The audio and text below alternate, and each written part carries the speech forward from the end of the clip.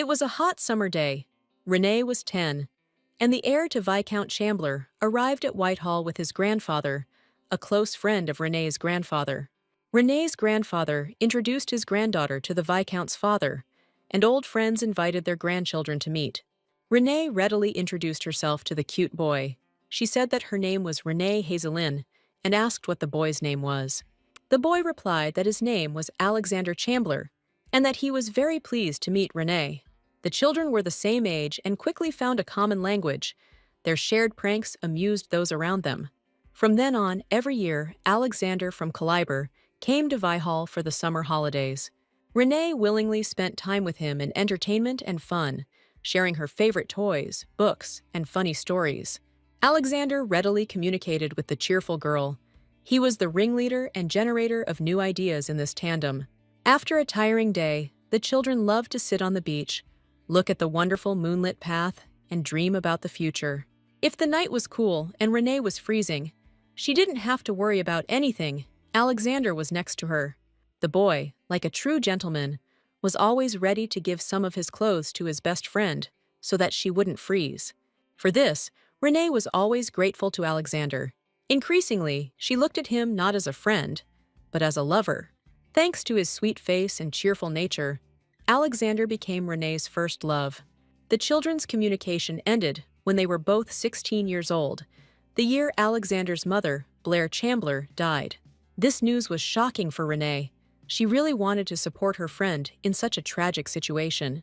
Renee sent several letters in an attempt to console Alexander, but strangely enough, the friend of childhood games did not answer her. In the winter, after learning about the fire at the Chambler estate, Renee decided to go to Calabar to visit Alexander. The girl was not even allowed onto the threshold of the magnificent house. The gatekeeper spoke to her through the bars of the gate. Renee was interested in whether everything was okay with Sasha, and whether he had received her letters, and if so, why he hadn't answered any of them. The doorman replied that Monsieur Alexander was fine, but he did not want to see Madame Renee, at least not right now. The gatekeeper handed Renee an envelope with a note that Alexander had personally written for her. The girl immediately opened the envelope and hurried to read the message. Everything was written briefly and very clearly. Alexander wrote that he was tired of her, that she should never look for him again, and told Renee to get lost. And that's how it all ended. 8 years later, 18-year-old Renee Hazelin was forced to take charge of the vast family estate and became Baroness Hazelin. Now Renee was a charming blonde, and the most important thing in her life was the orphanage organized in the barony.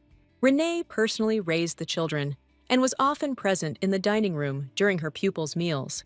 And now she was trying to reconcile two naughty little girls and make them have a good breakfast before going to school. The children did not want to behave decently, and again started a chase and an absolute mess within the confines of one cafeteria. Renee sternly reprimanded the pupils for inappropriate behavior, especially during meals. But it was all in vain.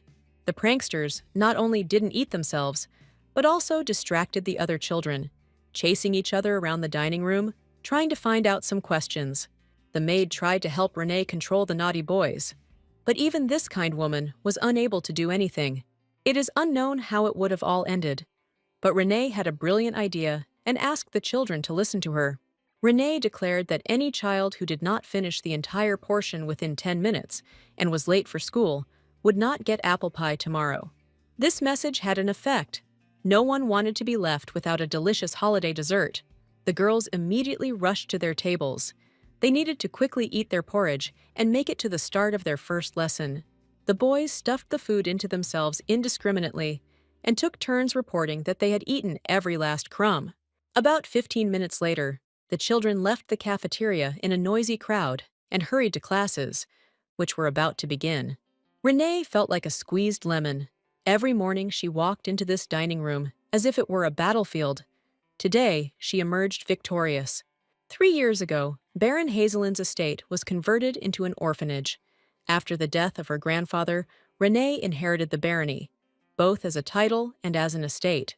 The former head of the family died in the war, and the tragic death of her grandfather knocked Renee off track for a long time. To honor her grandfather's memory and to overcome her deep depression, Renee opened an orphanage on the Whitehall estate. An uncle who came to Renee's aid from the monastery advised her to take care of those who needed her help, so as not to fall into despondency and depression. The girl decided that the children who needed help the most were those orphaned during the war and who needed a roof over their heads. Renee could not turn a blind eye to the plight of children. After the war, many of them lost their normal lives. Renee herself lost her parents at a very young age, so she understood the feelings of orphans like no one else. The girl emerged from her depression, and the orphans felt at home on the estate. But Heiselin's financial situation left much to be desired.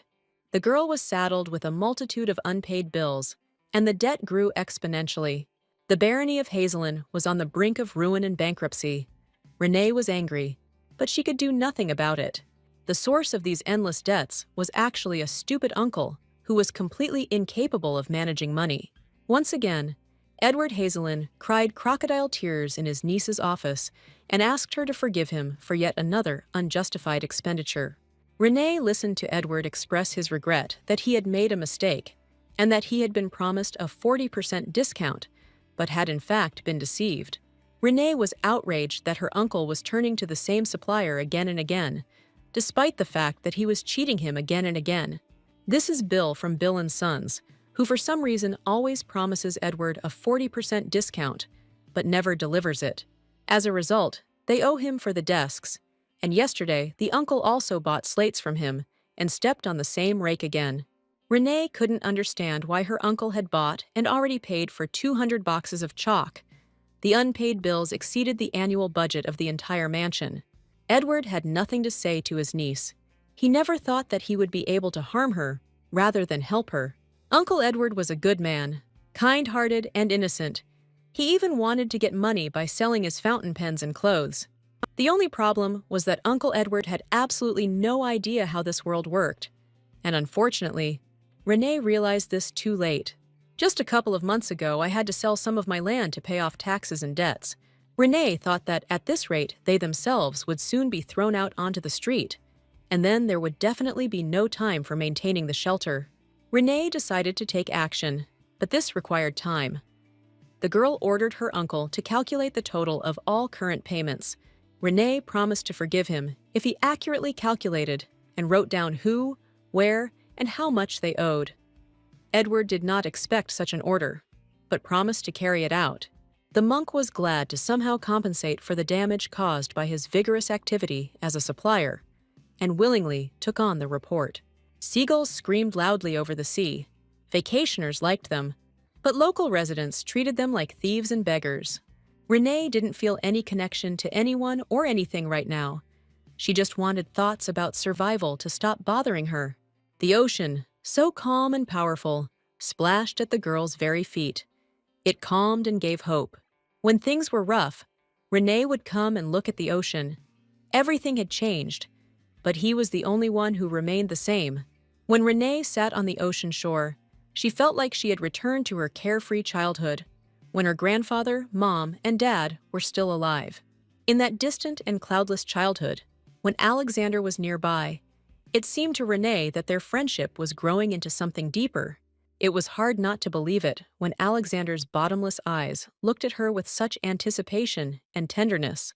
The girl was scared, but she was ready to do anything stupid, just to prolong these wonderful moments of random touches and fleeting glances. Renee shook herself and ordered herself to pull herself together. Now was not the time to relax and remember her first love. We have to think about the fact that there isn't a single coin to cover the shelter's expenses next month, and we need to come up with something to get some money. Out of the corner of her eye, Renee saw that she was no longer alone on the beach. Who could disturb her privacy? This place was known only to her. Renee had completely forgotten that there was another person who knew about this beach, and it was he who appeared now, in all his splendor. The last thing Renee expected was to see him. Or maybe it wasn't him at all, but a phantom evoked by the girl's memories. The man turned out to be quite real. He straightened his impeccable tie, smiled politely, and greeted Renee. To say that Renee was surprised is to say nothing. She least expected to see this person. The guy smiled, as if there had been no 8 years of separation, and that disgusting letter. He only noted that he hadn't seen Renee for a long time. Renee thought the guy was nervous. The man said he knew the barony of Kazalil was in dire straits, so he thought that this was the best time to propose to Renee, and whether she would like to marry him. The guy promised that Renee would not regret it if she agreed to make a deal with him. The details would be known only to the two of them. It was Alexander Chambler, head of the Chambler Marquisate and owner of the Chambler Corporation, the most powerful man in Calaba. Alexander inherited the title at the age of 17, and at 18 he went to war and served for 3 years, until its very end. Having heard about the island of shimmering stones, Alexander set out to search for it, and having endured many adventures, he found it. It was a real treasure. The diamonds lay at the very surface of the earth. Thanks to his resourcefulness and determination, Alexander became a global diamond mining magnate.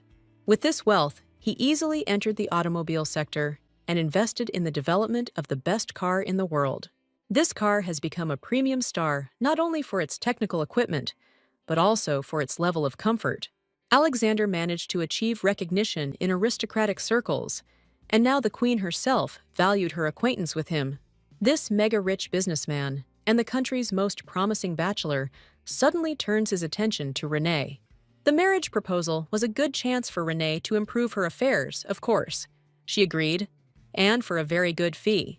2 years have passed since Renee heard Alexander talk about marriage, and they entered into a mutually beneficial marriage contract. Alexander needed to avoid contact with the Queen, and Renee needed to pay off all her debts and continue to care for the orphans. This is just a business agreement, and in 2 years, the relationship between the fictitious spouses has not become one iota warmer or closer. From the outside, they were a wonderful couple, both incredibly handsome, with noble origins and ancient families. However, the young husband preferred long business trips and business meetings to communicating with his wife. Renee very rarely saw him at home. The girl couldn't understand why he chose her out of the many women in the country. To be honest, Renee didn't intend to think about it for a long time and suffer about it. There was neither the point, nor the time, nor any particular desire. Very soon, this tiresome 2-year contract marriage will come to an end, and Renee will be free again. Everything will be wonderful, only Renee will miss her grandmother. She is of course a relative of Alexander, but she is kind to the girl. The girl often visited the Marquise, and now she came to the sweet woman's bedroom to chat. Alexander's grandmother, Josie Chambler, loved Renee. In her opinion, a better match for her grandson could not have been imagined. Renee asked about Josie's health and how her leg, which she had sprained yesterday, was healing. Grandma replied that Renee shouldn't worry about her. She just needed a few days of rest, and she would get better. Josie wondered why Renee had dust all over her face, whether she was lying on the floor or gardening or doing something else dirty. Renee replied that none of the above. The girl climbed into the dusty archives in Josie's office and found what her grandmother was looking for yesterday. It was a family photograph showing a young Josie sitting with her now-deceased husband, with her sons, very young viscounts, standing nearby. Grandma's eyes filled with tears, and her voice trembled as she thanked Renee for finding the photograph. Josie became absorbed in contemplating the old photograph and the memories associated with it. Her grandmother remained silent for a long time. Renee was a little envious of this older woman. She had a great and all-consuming love in her life, the kind that every woman dreams of. Renee asked to tell what Josie's husband was like. Judging by the photos placed around the room, the old woman was very close to her husband. Josie replied that Gunther was a valiant and fearless naval officer with a kind and sensitive soul. Gunther was incredibly attached to Alexander. If you think about it, the boy has resembled his grandfather since childhood. Grandmother sighed and said that when she looked at Alexander, she saw in him a copy of his grandfather Gunther. Josie believed that if Grandpa Gunther were alive today, he would be proud of the achievements of his beloved grandson Alexander. Renee felt sad. Many years ago, when she was 12, her grandfather Gunther died in an accident. His death was unexpected and sudden. Alexander was close to his grandfather and experienced this loss very acutely and tragically. Grandma Josie once again expressed her incredible joy that Renee is the wife and companion of her beloved grandson. Josie was infinitely grateful to the girl for agreeing to marry her grandson. The old Marchioness announced that she wanted to give Renee a gift. Josie declared that she would not accept the girl's refusal. It was an incredibly beautiful necklace, passed down in her family from generation to generation through the female line. Grandmother secretly announced that this decoration has a mysterious power. It fulfills the wishes of the owner, although only this one in a lifetime. Jody herself made a wish, a long time ago, when she was very young, and this wish came true, so Renee can be sure of her words. Grandmother decided that now was the time to pass this relic on to Renee. She had no daughters, and the girl was the only woman close to her. Renee couldn't accept this gift because she and Alexander were getting divorced, which she immediately informed Jody's grandmother about. The poor old woman was alarmed at what could have happened. Had her grandson really screwed up and done something wrong that had offended Renee? Renee replied that everything was fine. They just had different personalities, and marriage and life in Caleb were not suitable for her. Renee planned to return home after the divorce, and therefore could not accept valuable gifts from Alexander's grandmother. However, the old woman was adamant and declared that the fact of the divorce awakened in her an even greater desire to give Renee this necklace. "The world is a cruel place," Josie declared, "and doubly so for kind and honest people like Renee. So this necklace should serve as a consolation to her." A little later, while taking a bath, Renee wondered if she truly believed Josie's words, what wish she would make. The necklace consisted of a large ruby in a gold frame with diamonds on a long gold chain of the finest workmanship. The girl held the ruby in front of her eyes and stared at it without stopping. The decoration was mesmerizing, and what if it really was magical? Renee was wondering what she should wish for: health, family well-being, or success in business and various material goods. Renee suddenly remembered how, a long time ago, Alexander had given her a large wreath of wildflowers. The girl didn't understand why it was so big and asked Sasha about it, and he replied that it was a necklace. That necklace was still the most long-awaited and precious gift for Renee.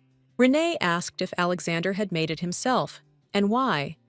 The boy replied that she said she wanted a necklace. There were no normal jewelers in the area, so he made it himself, from wildflowers, just because she wanted it. Alexander said that she could wear his gift for just a little while, and later he would definitely give her something worthwhile. The bath was already cooling down, but Renee didn't notice it. She was completely immersed in her memories. On a sudden impulse, Renee pressed the pendant to her chest and asked that the necklace make Alexander happy. At that moment, it seemed to Renee that the most important thing for her was Alexander's happiness, in which there might not be a place for her at all. A moment later, Renee was already laughing at herself. Now was not the time to worry about the most successful and richest man in the world. The girl clutched the ruby in her hand and said that the necklace had forgotten her last wish. Her real wish was to become rich.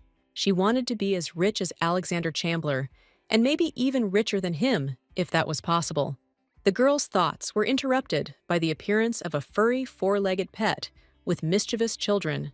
The cat was not at all afraid of water and boldly approached the bath. The kittens followed her example. Renee decided that the cat wanted to eat.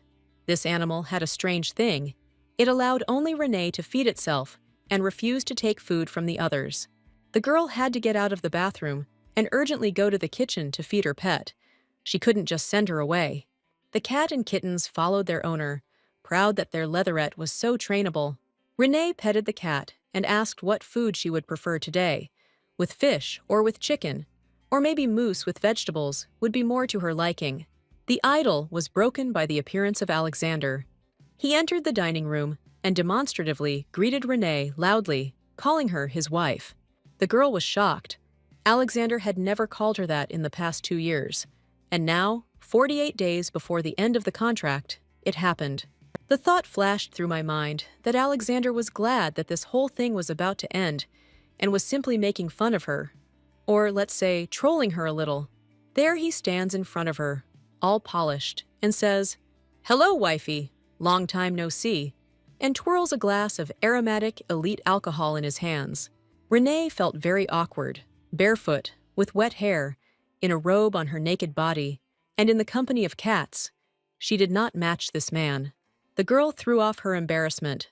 After all, he hadn't warned her, and they weren't at a reception, and asked why Alexander was here. The man chuckled. He came home. He has the right to do so. Renee has something against this, or he disrupted her plans. Renee shrugged. Everything was fine, but usually after a business trip, he went straight to the office. Alexander replied that he had changed his mind today and came home. Suddenly, Alexander extended his hand to Renee and wanted to see what was on her collarbone. The girl pulled away from him. She did not want to show herself at all. Alexander was assertive and stubborn, and for some strange reason, he became extremely interested in the state of the girl's body. The man carefully pulled back the collar of the robe and pointed to a scratch near the girl's collarbone. Renee quickly closed her collar and replied that her cat had scratched her by accident and that there was nothing to worry about. Alexander asked if she had treated the wound with anything, but the girl insisted that it was an absolute trifle. Alexander stated that Renee shouldn't be so careless. She has sensitive skin, and even a little redness is too noticeable. Renee didn't really understand what was going on with Sasha and why he was behaving this way. Usually he hardly noticed her, even ignored her. Alexander decisively placed the glass of whiskey on the table, and an unexpectedly loud knock sounded, causing Renee to flinch. The man stated that despite the fact that their marriage was fictitious, as long as Renee bore the surname Chambler, he would not allow her to tarnish his dignity. Renee didn't understand why Alexander was so upset, how such a scratch could tarnish the dignity of the Chambler family name. Alexander explained that if she walked around with such a wound, people would say that Chambler was so heartless that he didn't even treat his wife. Renee should be thinking about healing the wound as quickly as possible, rather than stubbornly enduring the inconvenience of her presence. Alexander said that he was making sure that the girl did not lose anything as a result of their deal, but she should not cause him any losses either. Renee listened to her husband in silence. As usual, he was talking annoying nonsense in the same spirit, but there was something strange in his behavior. The girl asked Alexander if he was drunk, and if not, then why he was behaving so strangely, not like usual. Renee demanded that Alexander not pretend, but behave as usual. But what came over him today? She somehow felt uneasy about it. Alexander asked what ordinary meant to Renee, and the girl replied that he usually manipulated her and everyone around him. The man suddenly picked up the girl in his arms, and she was so taken aback that she was unable to speak for a while. Renee was outraged by what he was doing. Her husband replied that since he was a manipulator, he decided that he should live up to her definition. The girl tried to resist, but calmed down after Alexander warned her that her robe might come open because of this. He would certainly not mind enjoying such a mind-blowing spectacle, but apparently it would not be entirely convenient for Renee. The girl became embarrassed, pulled down the collar of her robe, and grabbed it tightly with her hands. All she could do was sit quietly in her husband's arms and not chirp. Renee said that Alexander should stop playing the fool and let her go right now and never dare to do anything like that again. Alexander naively asked why he shouldn't do that. "It's a kindergarten," Renee said, and the man promised to think about it. Suddenly, Alexander lifted Renee up and sat her on a fairly high cabinet and watched her confusion with pleasure. Renee stated that Alexander was definitely not in his right mind today, since he put her here and why he did it anyway. Alexander looked at the girl with a strange, almost predatory gaze, and asked if she really wanted to get down from this wonderful closet. In that case, he offered her one way out: to jump into his arms. He is very strong and will definitely catch her. Renee said that she wanted someone else to help her get off. Alexander was indignant. Why didn't he come up to her? He was her husband. Renee said that anyone would be better than him. If he was not going to call another person, then let him at least bring a chair or something like that. Alexander replied that he wouldn't do anything just like that. Renee would have to pay for his services. The girl clarified what he needed. Alexander replied that she should admit that she had missed him in his absence and was glad that her husband had finally come home. The man demanded that the girl say this, and only then would he take her off the closet. Otherwise, he would leave her sitting on it forever. Renee assumed that Sasha had hit his head on a business trip, but he claimed that he was only playing the role of manipulator, just as she wanted. Renee demanded that this farce be stopped. How could he demand that such words be said if he himself would never say such a thing? The girl's surprise knew no bounds when a smiling Alexander said that he missed her on his business trip and that she was his love. Renee became even more scared. The man standing below could not be her husband. He had probably been replaced or had fallen ill. The girl forbade Alexander to continue such speeches. He had to shut up and not say another word. Renee and Alexander spent 2 years of marriage in complete indifference to each other. So why is he now starting to flirt with her? Naturally, the young people pretended to be a loving couple in public, but avoided communicating with each other at any other time. If they did meet, it always ended in a quarrel, as if they hated each other and were blood enemies. But today, the man who had disappeared for 3 months before returned and looks at Renee as if she were wanted or loved. The girl doubted the definition. It was worth assuming that Alexander either ate something strange or was plotting something. The latter was more like him.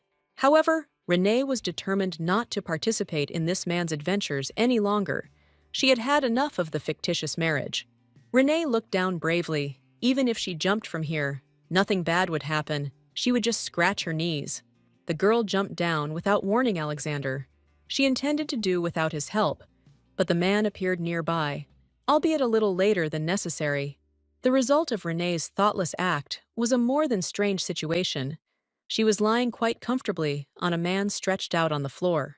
In addition to the fact that Alexander's arms gently embraced the girl around the waist, their faces were opposite each other so close that their lips almost touched. Alexander asked worriedly if Renee was okay. Maybe she had hit something. The girl suddenly pulled away from the man and declared that she was perfectly fine and did not need his compassion. She didn't need it at all. But Renee felt very strange. Butterflies came to life in her stomach. She was a little ashamed and happy. Alexander looked at her with the same strange gaze. Or no, his gaze became even more predatory and tender at the same time. Renee was horrified at what she had done. It was all outside the scope of their contract and did not fit in with her future plans at all. The girl started to lament that it was all a mistake and a stupid accident. Their lips did not touch. They just collided with each other. Alexander sat on the floor, his gaze showing resentment and bewilderment. So, Renee thinks that they just bumped into each other by chance, and it was all an insignificant coincidence, a trifle. Renee, as always, is in her element. For her, everything has always been a trifle and an accident. Alexander has never met a more impenetrable person in his life. This tirade completely stunned Renee. What did her fictitious husband mean, and why was he saying such a thing? He definitely hit his head. Renee quickly jumped to her feet, muttered something like, "Sorry, and see you later," and quickly left the room. The girl's flight, entirely expected, but so abrupt, upset Alexander. He had imagined today's meeting with her completely differently. Alexander looked after Renee for a long time. The thoughts that entered his head did not look ascetic. The driver reported that Alexander's car was ready, and it was time for him to go to the office. Business couldn't wait. He needed to leave. Usually, the man would quickly jump into his seat in the car. But today, he was strangely in no hurry, as if trying to remember if he had forgotten anything important. Alexander stopped near the car. He felt a gaze directed at him from the window. The man looked back, and pain and irritation flashed in his eyes. Failure again. When will he learn to do everything right? The driver decided that he had done something wrong and tensed up, but his silent question remained unanswered. Alexander was not interested in him at all, but in the slightly swaying curtain in one of the windows of the mansion. He was clearly being watched from behind it. It was from this window that Renee secretly watched as Alexander got into the car and drove away from her and from this house. The girl was afraid of herself and her feelings. She had already been rejected once, so why repeat such a sad experience? Images of close contact with Alexander did not leave Renee's head. Here she fell on him. She did not want to. He exposed himself. Here their lips almost collided, or there was some contact. Renee could not explain all of this to herself. If everything was unclear with the kiss, then she could almost physically still feel Alexander's gentle hands on her waist. In the end, his hurt and offended look came to mind when she declared that it was all accidental and not worth paying attention to. Her head was spinning. Could this really be happening to her? And she had once again fallen under the spell of this man. Renee decided that she was going crazy. This shouldn't and couldn't happen. There were less than 2 months left until freedom. She had to hold out. The girl's thoughts were interrupted by the voice of the maid, who unexpectedly entered her room. The maid Rose reported that she had heard that Milady was injured and asked to check if everything was all right. Rose asked permission to look after the lady and apply healing ointment to her scratches and bruises. While Rosa was treating Renee's scratch, she asked if she knew where Alexander had gone. The maid replied that he was going to the office and would be gone for a few days. The maid assumed that the owner was busy preparing the largest auto show the world had ever seen. The premium car was chosen by the royal family, and Alexander then announced plans to create a simplified version. This triggered a surge in investment in production and numerous pre-orders, and a grand auto show was planned to mark the occasion. Alexander, busy with work, had hardly seen Renee for the last 6 months. The girl was already regretting that her contract was ending at such a moment. Rose treated Renee's wound and advised her to be careful. "The gentleman is very worried," Rose confirmed. The maid reported that the master had told her to make sure that Renee received the medical care she needed. Rose was convinced that the gentleman loved Milady. Otherwise, where did he get so much care and constant interest in Madame Renee?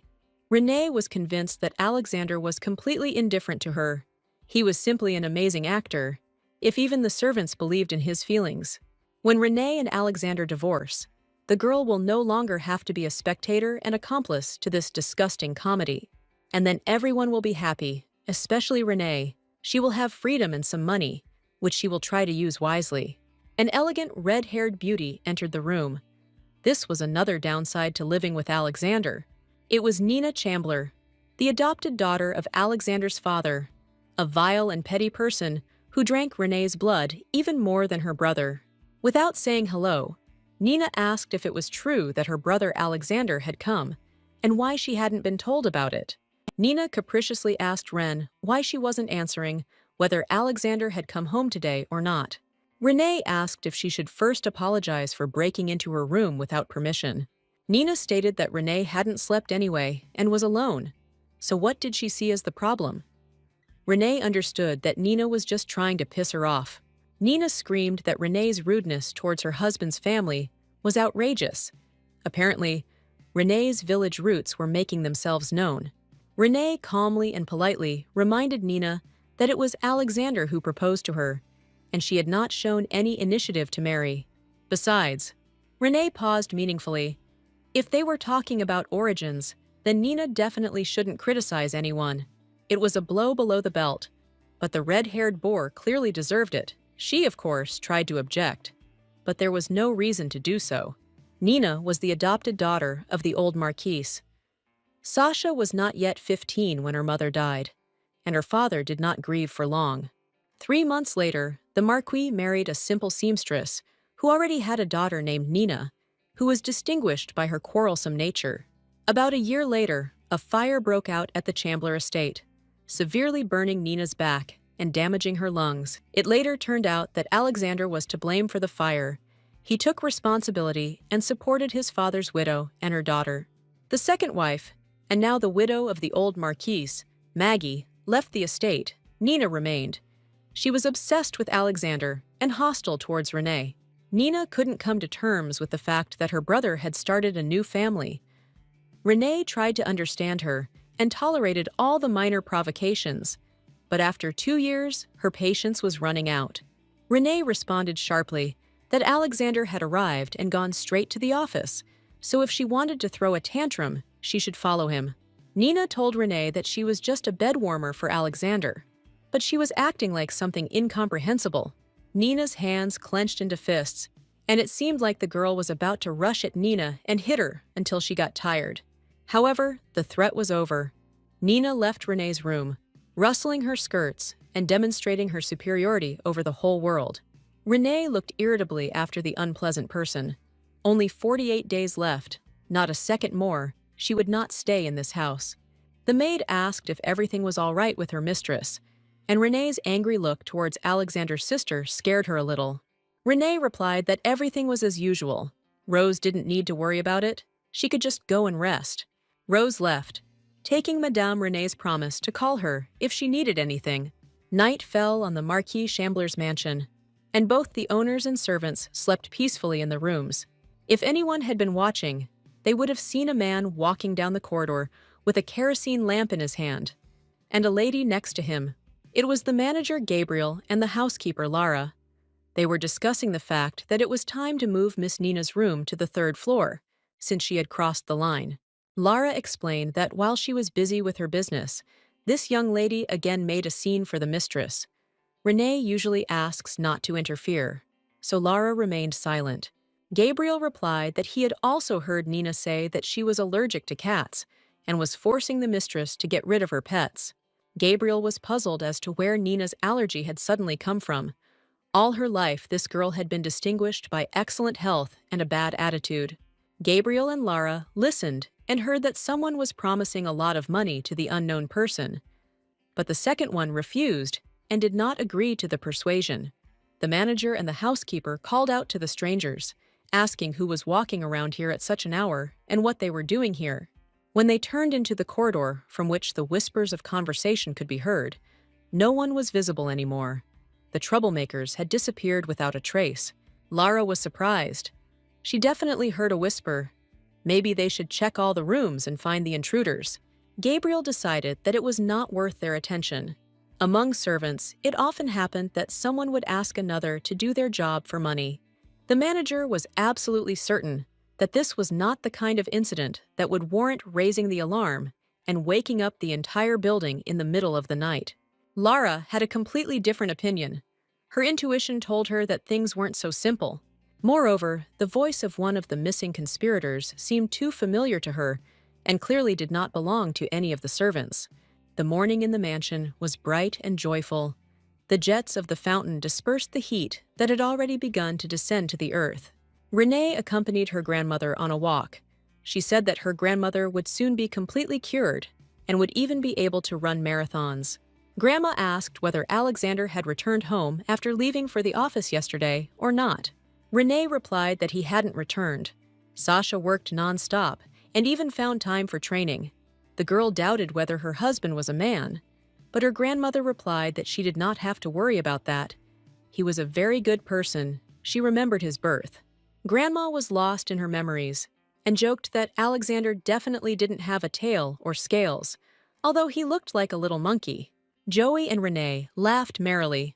One could have thought that they were peers talking. So much had Grandma Alexandra retained her youthful enthusiasm. Suddenly, their sweet conversation was interrupted by the person they were talking about. Alexander appeared and expressed the hope that they only had such conversations when no one was around, including himself.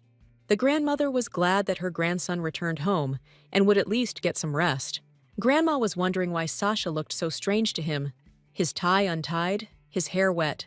Alexander explained that he looked like an entrepreneur who had just taken a shower after a night of work. Did he really look that bad? The grandmother, smiling, replied that her grandson looked like a fashionable tramp. Alexander joked that he was then the richest tramp in the country, and probably in the whole world. Alexander asked the old woman to allow him to take Renee with him. They needed to discuss a lot in private, and he demonstratively hugged his wife by the shoulder.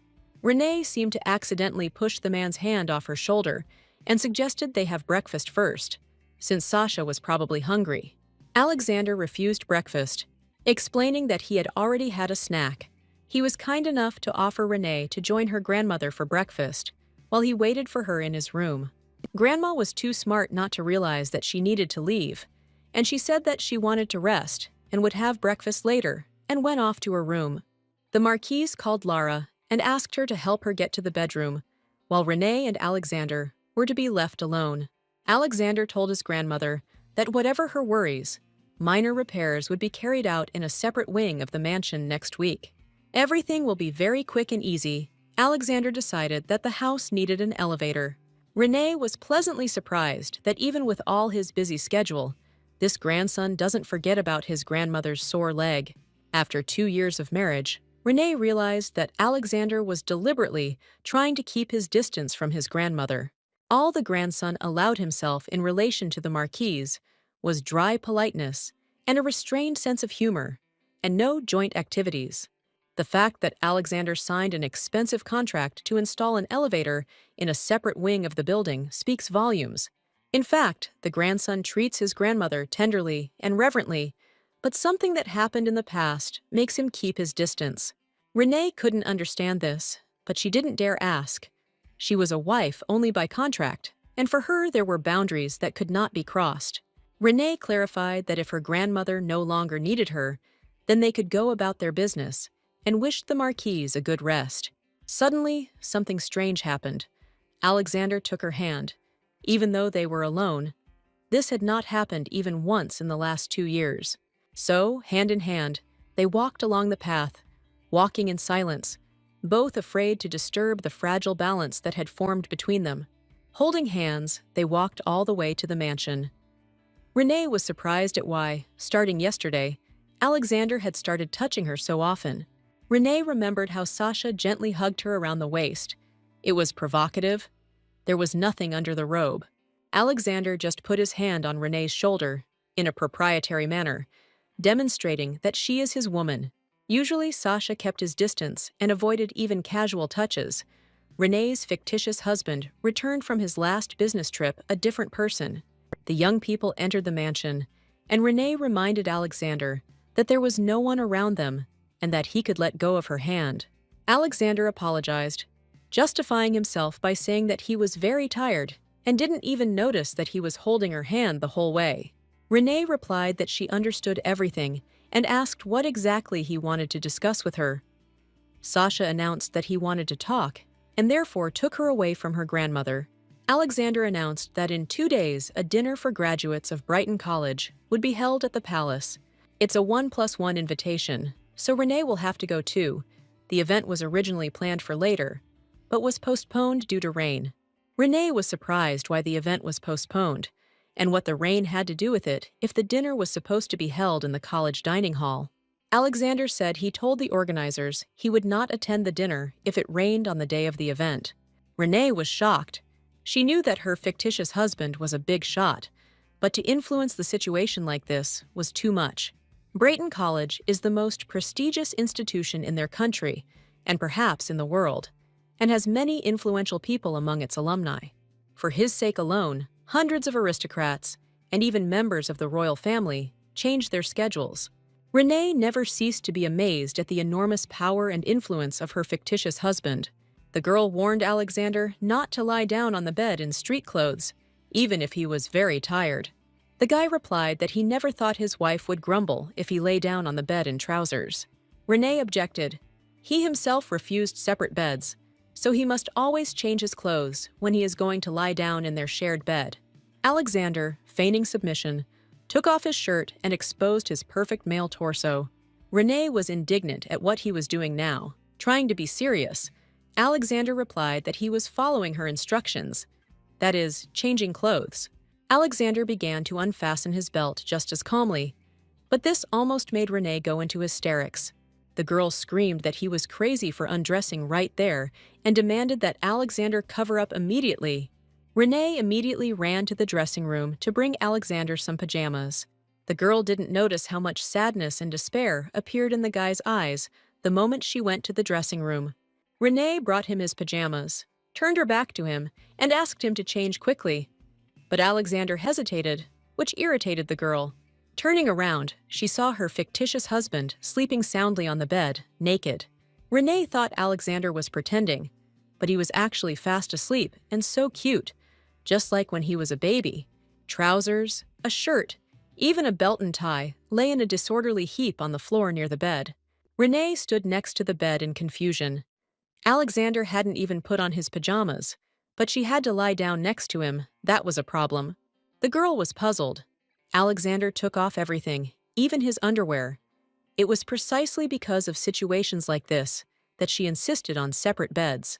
Alexander didn't see the point in separate beds. It could lead others to think that his marriage to Renee was a sham. Renee said they weren't a real couple. The contract only stipulated minimal physical contact and stipulated no intimate relationships. Just because they are husband and wife in public doesn't mean they are close enough to sleep together, Renee believed. Alexander claimed that if they slept in the same bed, it did not mean that anything would happen between them. Alexander's main argument was the condition of the contract, which stated that they should look like an ordinary married couple. She will have to be patient for the sake of credibility, especially since he almost never spends the night at home, since he is very often on business trips or spends the night in the office. Renee had to agree, but lately Alexander had been coming home more and more often at night and sleeping in the same bed with her. Renee doubted that it was from fatigue. If he really was falling off his feet, he would have stayed in the office instead of dragging himself home every time. The girl knew perfectly well that Alexander had a separate bedroom in his office, with all the amenities, including a shower and other amenities. Renee sat down next to Alexander. He was very handsome after all. His hair was tousled and had fallen onto his forehead. She involuntarily brushed it away. Alexander was truly asleep, so defenseless and relaxed. Renee saw him for the first time in her adult life. Today, while sleeping, Sasha looked just like he did as a child, although then he was much nicer and closer to her. The girl heard a piercing cat meow and became alert. She didn't want Alexander to wake up at all. Renee's pets didn't care what their mistress thought. They had a disagreement and decided to have a race for survival within the bedroom. In vain did the girl try to persuade the cats to be quiet and not to run. The spoiled furry creatures were not going to obey her. The noise woke Alexander up. He woke up and sat up in bed, not understanding what was happening. Renee saw how the cat jumped onto the bed and climbed under the blanket. The girl apologized that the cat woke Alexander up. She decided to drag him out and throw him out of the room. The girl put her hands under the blanket and tried to blindly find the cat underneath it. It seemed to her that she had caught the little rascal. Renee tried to gently push the little rascal out from under the blanket, but it turned out not to be a cat. Not a cat at all. Not an animal at all. Alexander was embarrassed. The situation was more than awkward. Not that he was not pleased, but still very awkward. Renee couldn't understand what was going on and why the cat didn't want to leave the blanket, or whether she was holding a cat. But what was it then? Alexander looked at the fictitious wife and said that she was not a cat and that he needed to let her go. Otherwise, he would lose the opportunity to get married for real. Renee had never experienced greater shame and awkwardness. It wasn't that unpleasant, but the girl felt like she was ready to die from embarrassment. Clutching at straws like a drowning man, Renee muttered stupidly that it was definitely a cat. She saw it jump here, and what else could be there besides a cat? The real picture of what had happened did not immediately reach the girl's consciousness.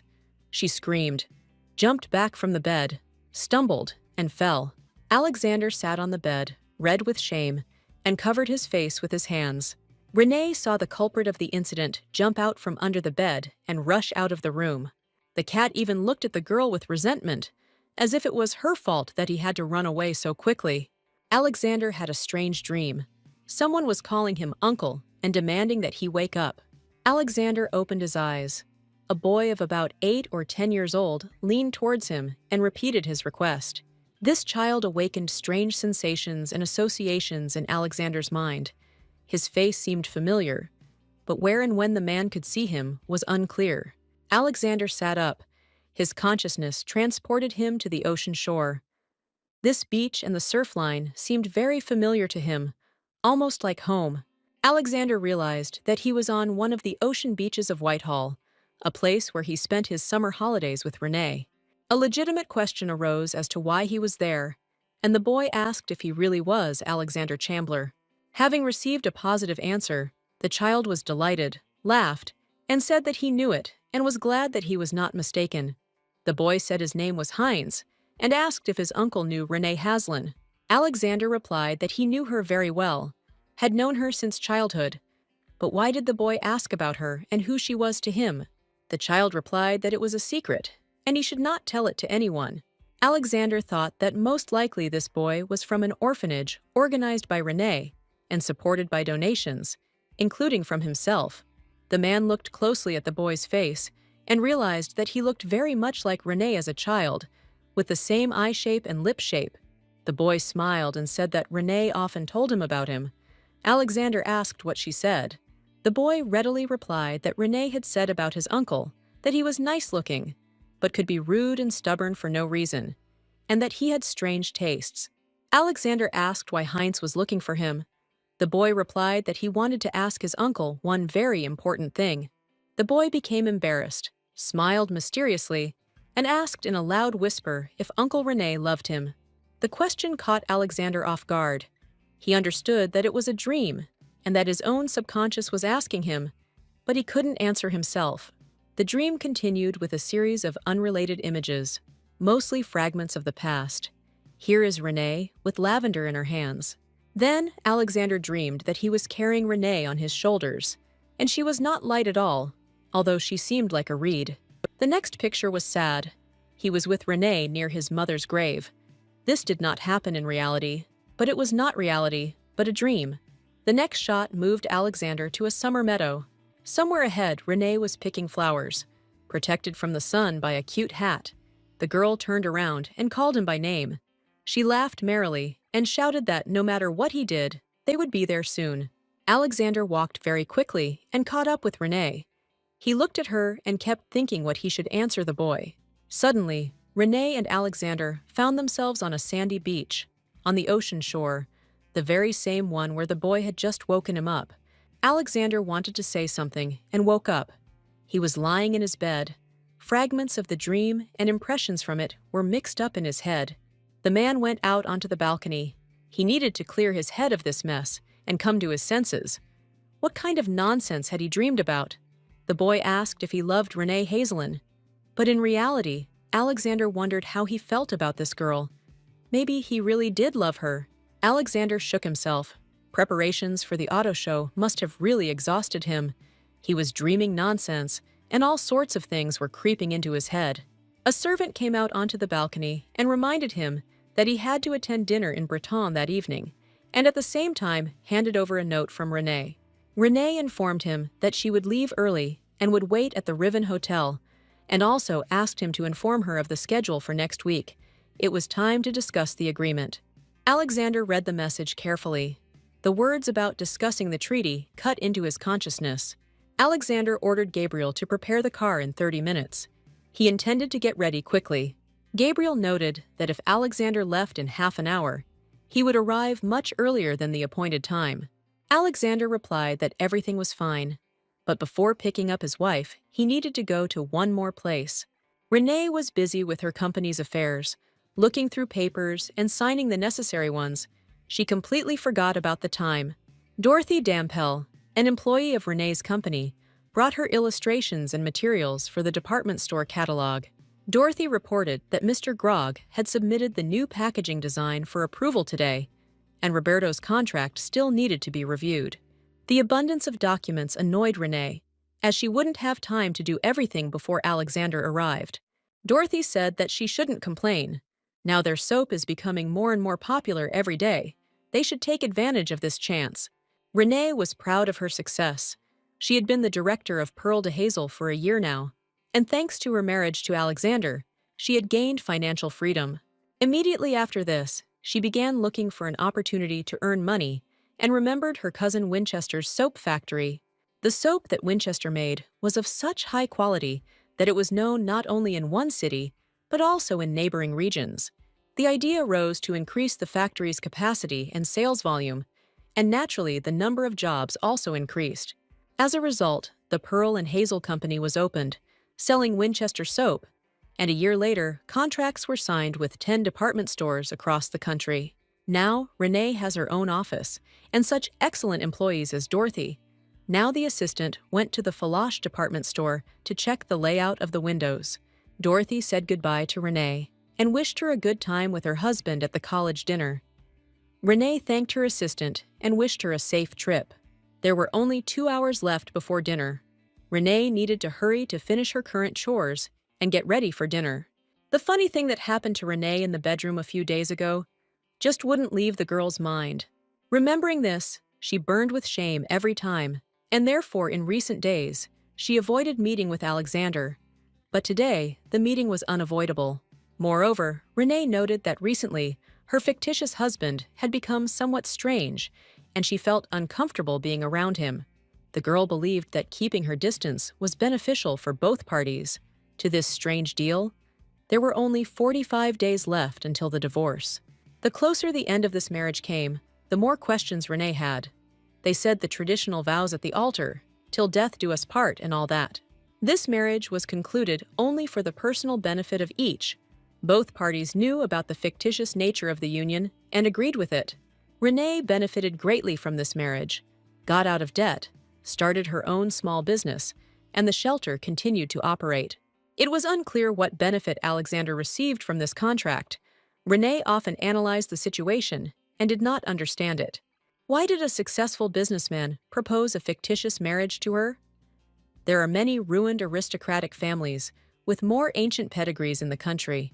What Alexander really wanted from this marriage was not her young body, that's for sure. In 2 years, he never once hinted at it. There was a knock at the door, and a female voice asked if this was Mrs. Chandler's office. Renee replied that the visitor was not mistaken and allowed her to enter. It was fashion designer Lantier Gavier. She was responsible for Renee's look at today's reception. Renee was glad that Lantier came. She was a famous and expensive designer. It took Renee a lot of effort to persuade her. Lantier was delighted to work with Mrs. Chandler and stated that Renee could count on her completely. The designer didn't get her money's worth. She guaranteed that Mrs. Chandler would be the most beautiful at the reception that day. The Marquis of Chandler's mansion has kept many secrets for generations, and the current Marquis was no exception. Alexander was about to get into the car, but Louis stopped him and said that an urgent matter had come up that required immediate intervention. Louis Dempel was Alexander's personal secretary, and he stated that a partner at the motor show had sent an urgent request and the matter needed to be resolved today. Louis handed Alexander a folder with documents. He was supposed to look through them on the way to the banquet. At this time, Nina ran out of the mansion doors.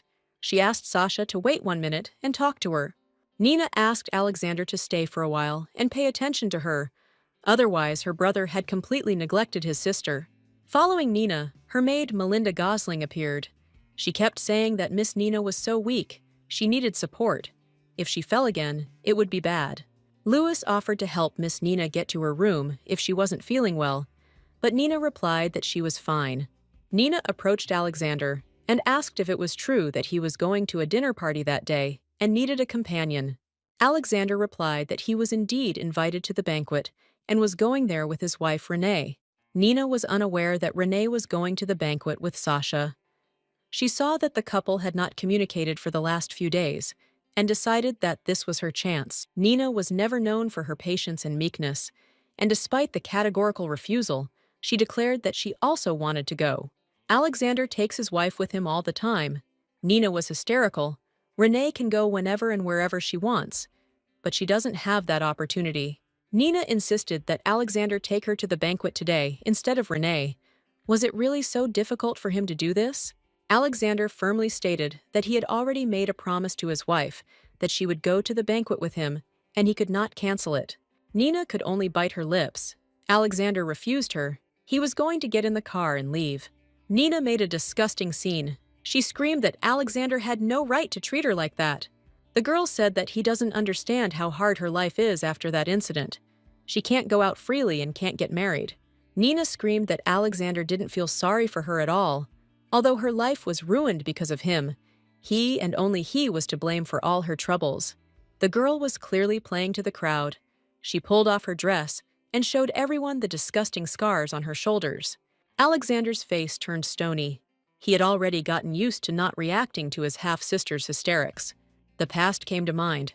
The stepmother accused Sasha that the fire was his fault, and now Nina would never be able to live as before, and she would never be a mother. The stepmother screamed that Alexander had ruined both his grandfather and his parents, and had even made her daughter disabled. He was simply the devil. Nina finally fell silent, tear-stained and disheveled. She gave the impression of a city madwoman rather than a well-bred lady. Alexander replied with icy calm that Nina was not ready to go out today, and next time he would take her somewhere nice. Today, according to Alexander, it would be better for Nina to rest, and if she gets really bored, let her go shopping. The car with Alexander was leaving the yard. Nina looked sadly after it. She again achieved nothing. Hysterics no longer had any effect on her brother. Nina had no intention of backing down. What didn't work out today would work out next time. She would still achieve her goal. Alexander would belong only to her. It was the end of the working day. The street where Renee rented an office was filled with people. Clerks were leaving their offices and relaxing in nearby cafes.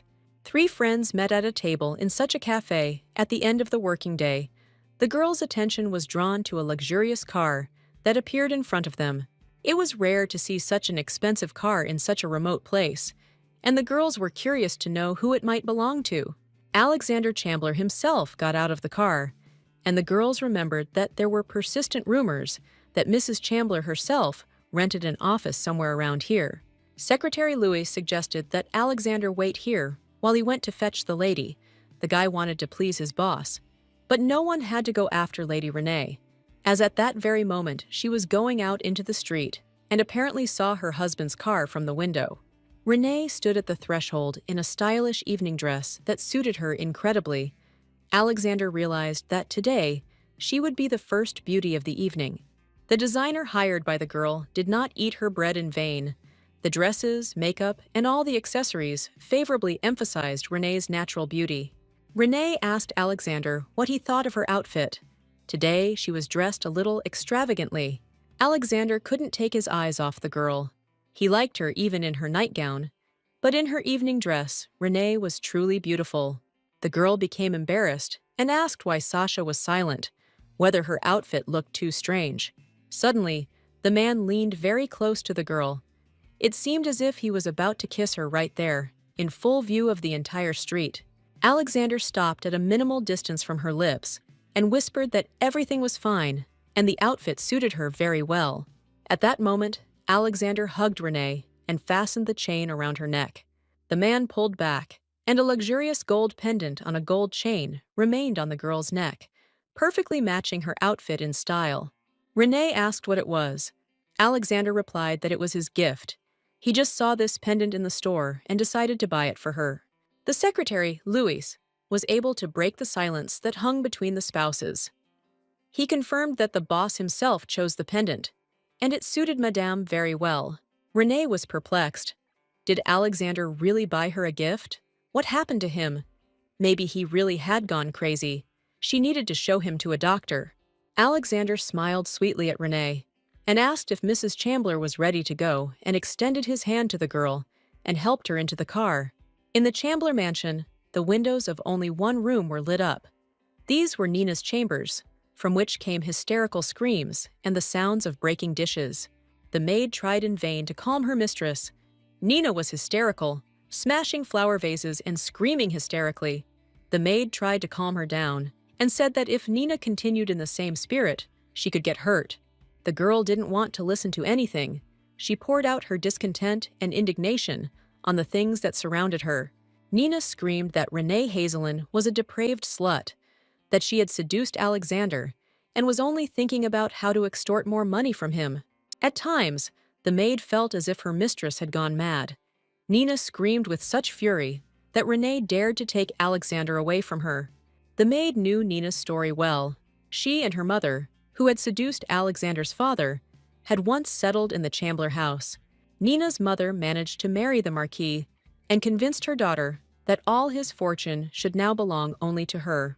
More than money and power, Nina was attracted to the Marquis's son, then still very young, but already incredibly charming Alexander.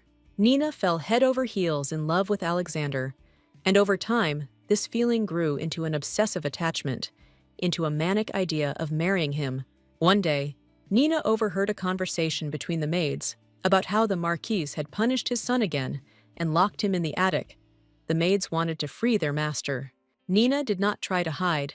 She came out in front of the servants, who already knew what the Marquis's stepdaughter was like, and were wary of her. Nina scolded the maids and threatened to fire them, although the girls had done nothing to deserve her anger. The maids decided that it would be better for them to apologize just in case, and disappear from the sight of the naughty girl as quickly as possible. Nina decided to go to Alexander's attic herself. She was irritated that they were related as stepbrother and sister. The girl believed that only she should become Alexander's wife. This was her place by right and by destiny. Alexander and Nina were not blood relatives, which meant that marriage was entirely possible. All that was needed was to make the guy fall in love with her. Nina went up to the attic.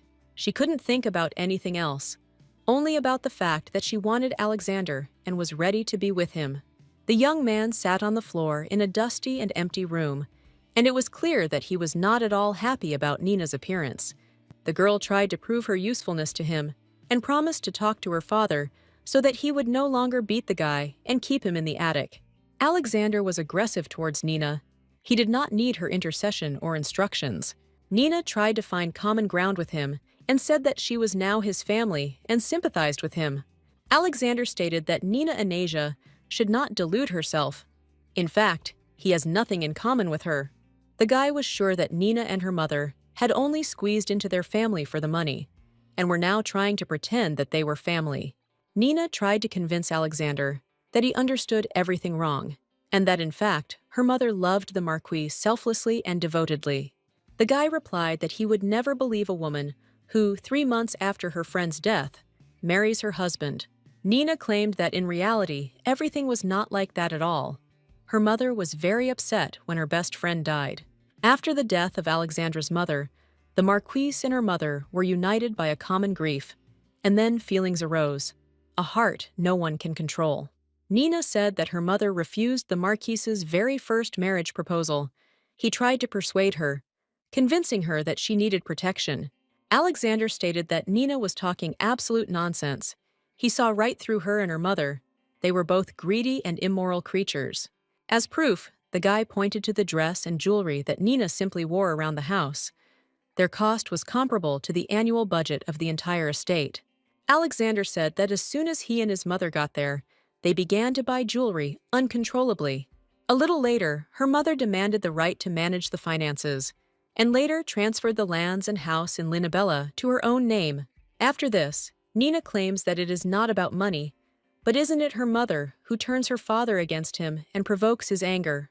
Nina tried in vain to convince Alexander that her mother had no malicious intent, that all the valuables were voluntary gifts from his father. Even at a young age, Alexander had a good understanding of people. He no longer wanted to listen to Nina and told her to get out. The girl did not lose hope of convincing the guy of her mother's innocence and the sincerity of her feelings for her father. Alexander was completely angry. He couldn't stand this Nina and her mother. They deceived his father, and now they were trying to get close to him. The guy just went crazy, and it ended with him simply throwing the girl out of the room. The girl found herself on the floor of a dusty and dark corridor. Nina burst into tears. She expected something completely different from this meeting. She tried to resume the conversation, but Alexander slammed the door and left, and the girl's pleas were met only with silence. The girl felt that her shoulder was bruised and hurt. No one had ever treated her like that before. Alexander shouldn't be so cold. The girl's eye fell on the kerosene lamp she had brought into the attic, and a terrible and dangerous plan was born in her head. Nina broke a lamp and caused a fire in which she suffered the most. The Chamblers' vast mansion, the pride of generations of the family, and the jewel of the marquisate, burned to the ground. The Marquis of Chambler himself died in this fire, and his mother and stepdaughter were seriously injured. The police were very interested in how this could have happened. Society was interested in what would happen to the new wife and her daughter. Only 2 months had passed since the wedding. They believed that they would be thrown out. The police officer visited Nina in the hospital. The girl had barely recovered from the fire, but was quite capable of giving a statement. The police determined that the fire started in the attic, most likely due to a broken kerosene lamp. Nina was in the attic at the time. Of course, she was ready to tell what happened that day and how the fire started, and she did so very willingly. According to Nina, on that day she came to the attic to free her brother from the room where his father had locked him, and when he left, he pushed her. Nina fell right onto the lamp. It broke. The fire quickly engulfed the entire attic, and then the entire building. Alexander had to apologize to the girl, since she portrayed him as the main culprit of the incident. The young man promised her to atone for his guilt and do everything she wanted. He guaranteed that she would never need anything. At that moment, Nina thought that he would definitely marry her out of guilt. Burns and lung damage seemed like nonsense to her. If all the pain from the consequences of the fire is the price to pay for getting Alexander as a husband, then Nina is ready to endure it. From that day on, Alexander fulfilled Nina's every wish, but suddenly he began to openly ignore his sister and openly care only for Reina. Nina believed that Renee was the only one to blame for everything, that she had ruined all her plans, but the girl was not going to give in so easily. Mary, Nina's trusted maid, entered the room and asked permission to be alone with her mistress. Mary said that she had come to tell Nina what she had asked to be conveyed through Melindra a couple of days ago.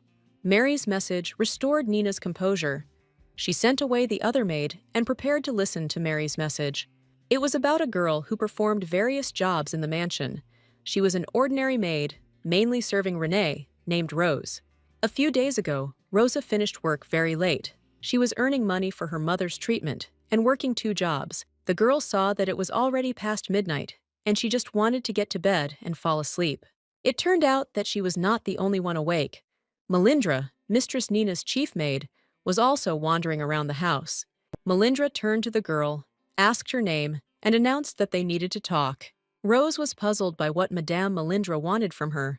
Especially at such a late hour, she was very tired and was about to go to bed.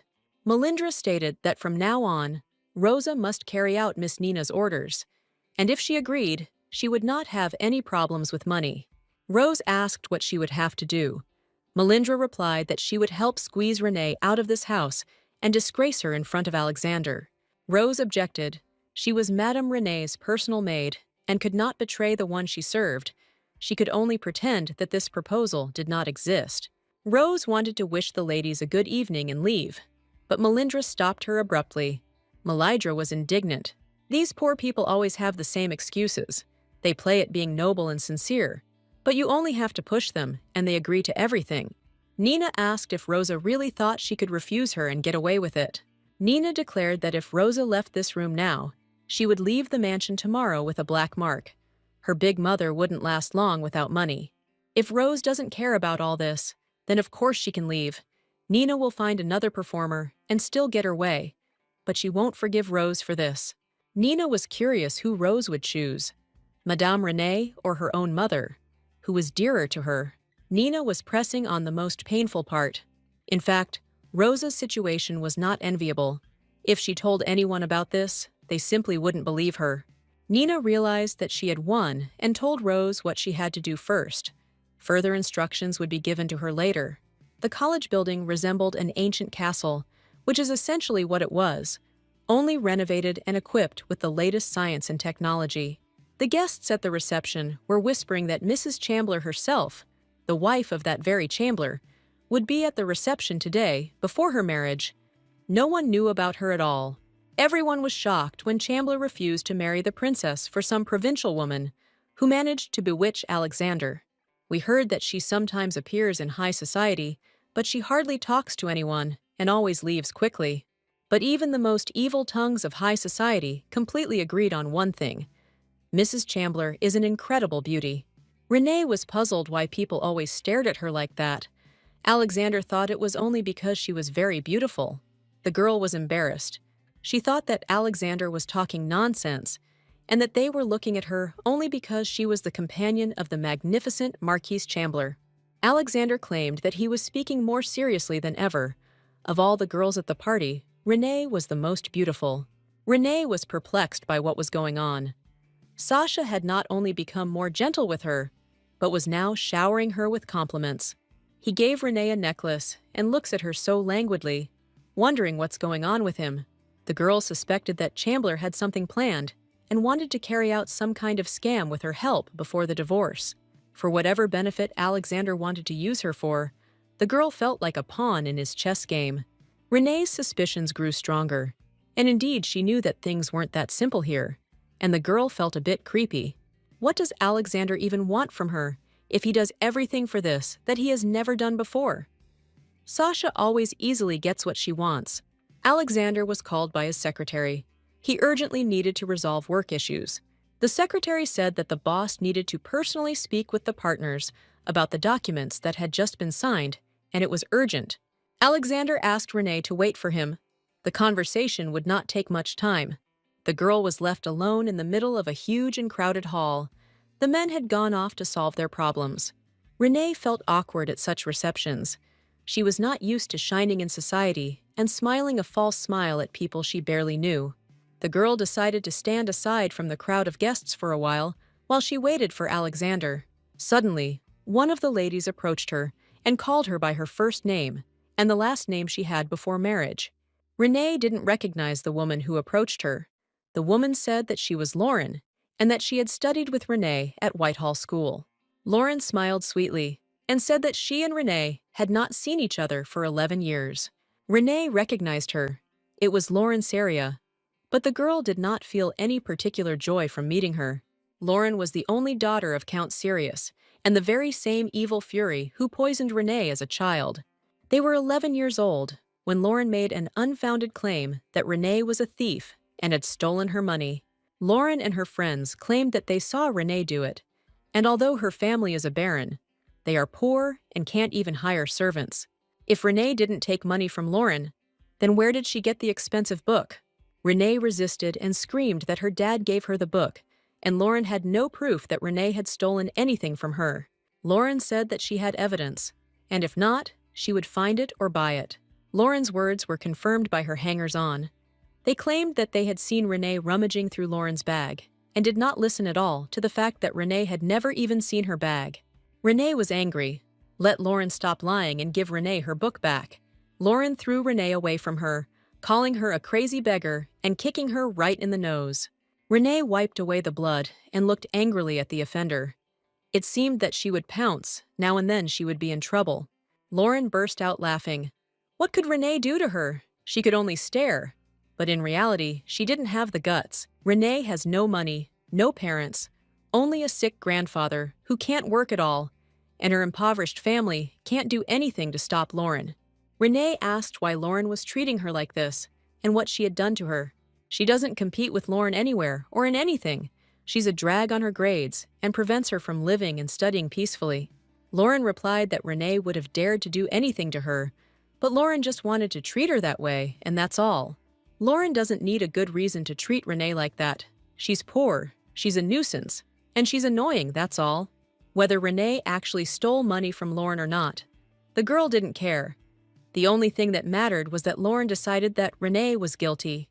Renee remembered her father wishing her a happy birthday when she was 7 years old.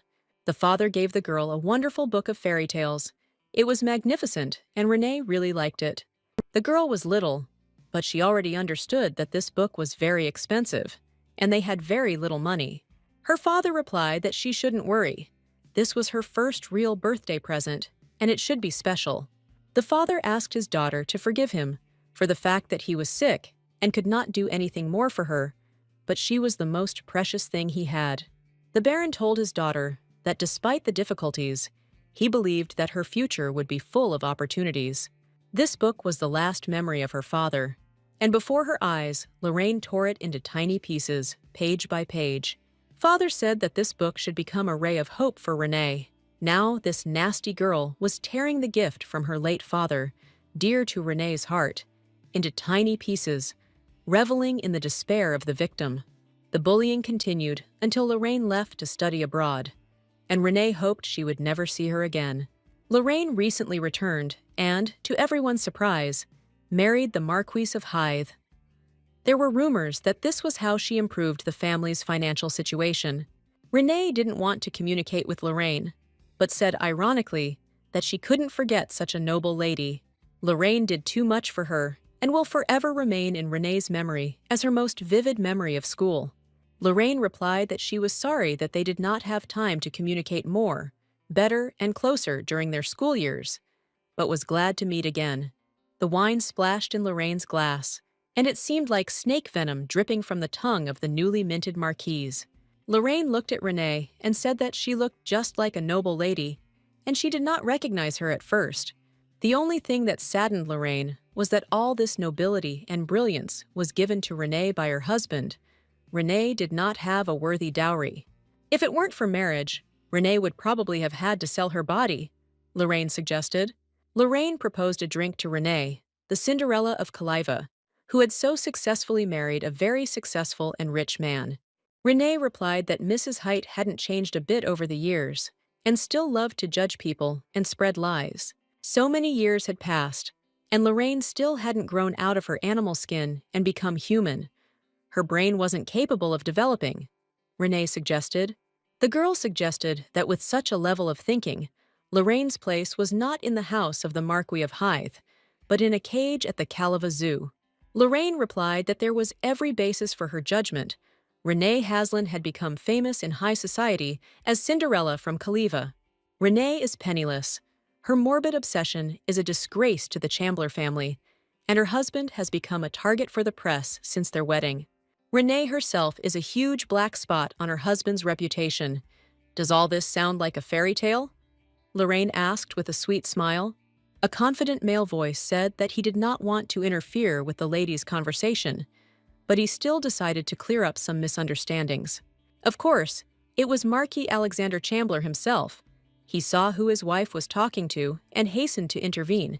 He remembered Lorraine very well from her childhood. Alexander said that he had loved Renee since childhood and had been trying to get her consent to marry him for a long time. She refused, but finally agreed and became his wife. Alexander tenderly kissed Renee on the cheek and apologized for his long absence. Lorraine shut up, but her face expressed a whole range of emotions: envy, contempt, and the promise of quick revenge. The Marquis of Fale Height approached the company and told Lorraine that he had excellent news. Fale noticed the Chamblers and greeted them politely. Fale showered Mrs. Chambler with compliments and asked how Alexander felt with such a beautiful wife. Lorraine interrupted her husband and asked what good news he brought. He replied that after dinner, there was a big card game planned. It would be fun. Lorraine replied that she had once been a star among the ladies at the card table, but had not played for a long time and wanted to show her class. Lorraine suggested that Mr. and Mrs. Chambler join the game, which would help raise the stakes and make the game even more exciting. Alexander agreed. He had long been interested in how strong Mrs. Height was at the card table. Now he planned to see it. Renee tried to object. She doesn't know how to play cards at all. If she loses everything, what will Alex do then? Alex replied that she hadn't even started yet and was already thinking about losing. But even if she lost everything, it wouldn't be a big deal. Renee warned that the truth could lose everything and let Alex not complain later that she didn't warn him. Alexander replied that none of this mattered. And even now, while she was arguing, his money was steadily increasing. Alexander advised his wife to play to the fullest and not deny herself anything. There was a commotion at the card table. Mr. Chambler had won completely and utterly. The players found the game exciting and interesting.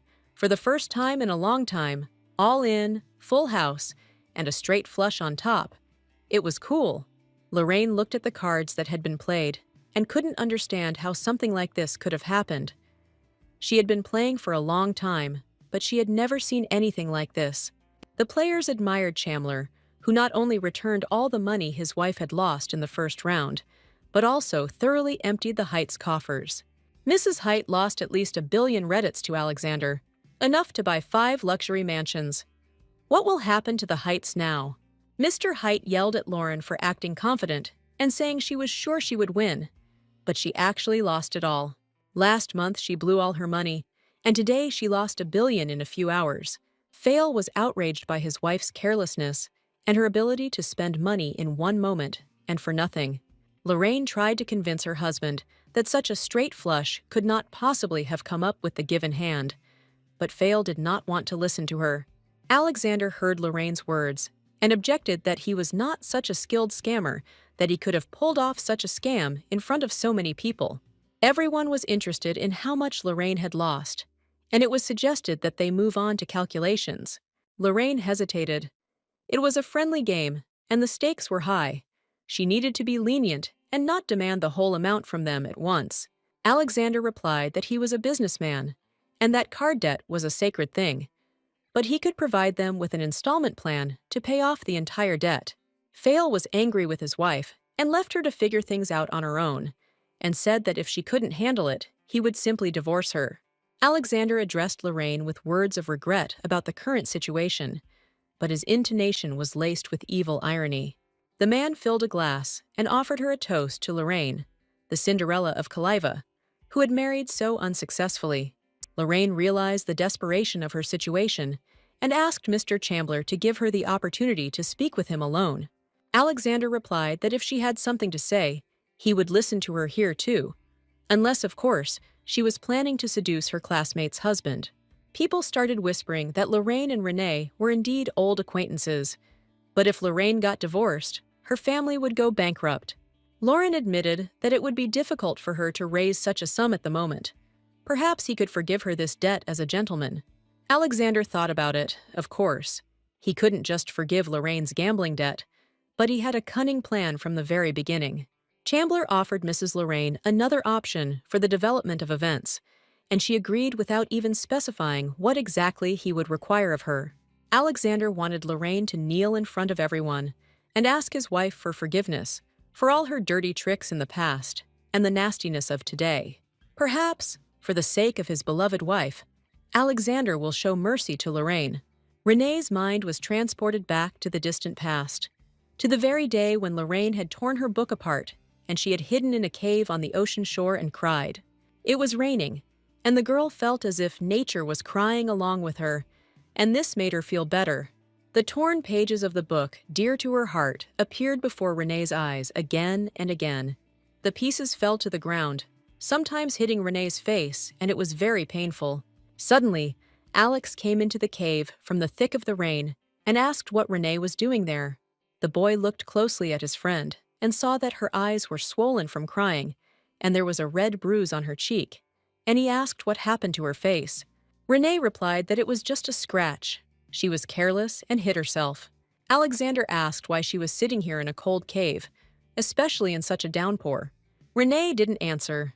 Sasha sat down next to her and asked why she let her offenders get away with everything. How could she allow herself to be treated like that? Renee was surprised by Sasha's breakdown. It seemed to her that no one knew anything about the conflict with Lorraine. Instead of answering and justifying herself, Renee pounced on Alex with questions about how he knew everything and who told him. In fact, Renee didn't want Alexander to be aware of this side of her life. She didn't see the point in his interference. Renee really can't do anything against Lorraine's family, so why do anything? Even trying to fight is pointless. Instead of answering, Alex took out from his bosom and placed on her head her book, the very one that Lorraine had taken away. The boy announced that it was his gift to Renee, and he hoped that the book would improve her mood and the girl would stop crying. Renee was glad that her father's gift had been returned to her and asked him how he had managed to get the book back. The girl opened the cover and saw that the pages of the book were carefully collected and glued together from small pieces. Renee was pleasantly surprised that Alexander had really found, collected, and glued together all these pieces, bringing life back to the damaged book. How happy Renee was about this. But he still had to tell her how he managed to do it. Alexander willingly told how yesterday he decided to take a walk in the forest that grows on the rocks along the ocean. The boy heard the voices of children talking about Renee and apparently looking for her, clearly with bad intentions. The children called Renee a beggar and were surprised how she endured all their bullying without crying. She had a lot of pride, but there was no benefit from it. One of the guys asked Lorraine what they should do with this book now. The girl decided that the book should be thrown into the sea so that Renee would never find it. The guy agreed with his friend's decision and took on this responsibility as the strongest. He swung carefully when suddenly a strong hand grabbed his wrist. The guy snapped at Alexander, asking what he was doing there, and how dare he grab his hand and take the book away. The teenagers were aggressive. Who was he to take away their book? Alexander did not listen to their indignation. He unfolded the cover and asked where they had put the torn pages. Lorraine was shocked. How dare this guy ignore her and not answer her questions? Moreover, he demands that she answer him. Alex demanded to be shown where they had left all the torn-out pages of this book. Sasha said that quite a lot had been torn out, but he found all the pages and glued them together. He had to work all night, not even going to bed. Alexander declared that Renee now owed him. The guy thought that the girl would be happy and smile, but she suddenly started crying. Sasha got scared and asked why she was crying now, but he returned the book to her and it was almost intact. Renee replied that she was crying with joy. She thought she would never see this book again. and it was a gift from her dad for her 7th birthday. The boy laughed. She was serious. You should smile from joy, not cry. Why was she so stupid? Alexander took out a handkerchief and wiped away Renee's tears.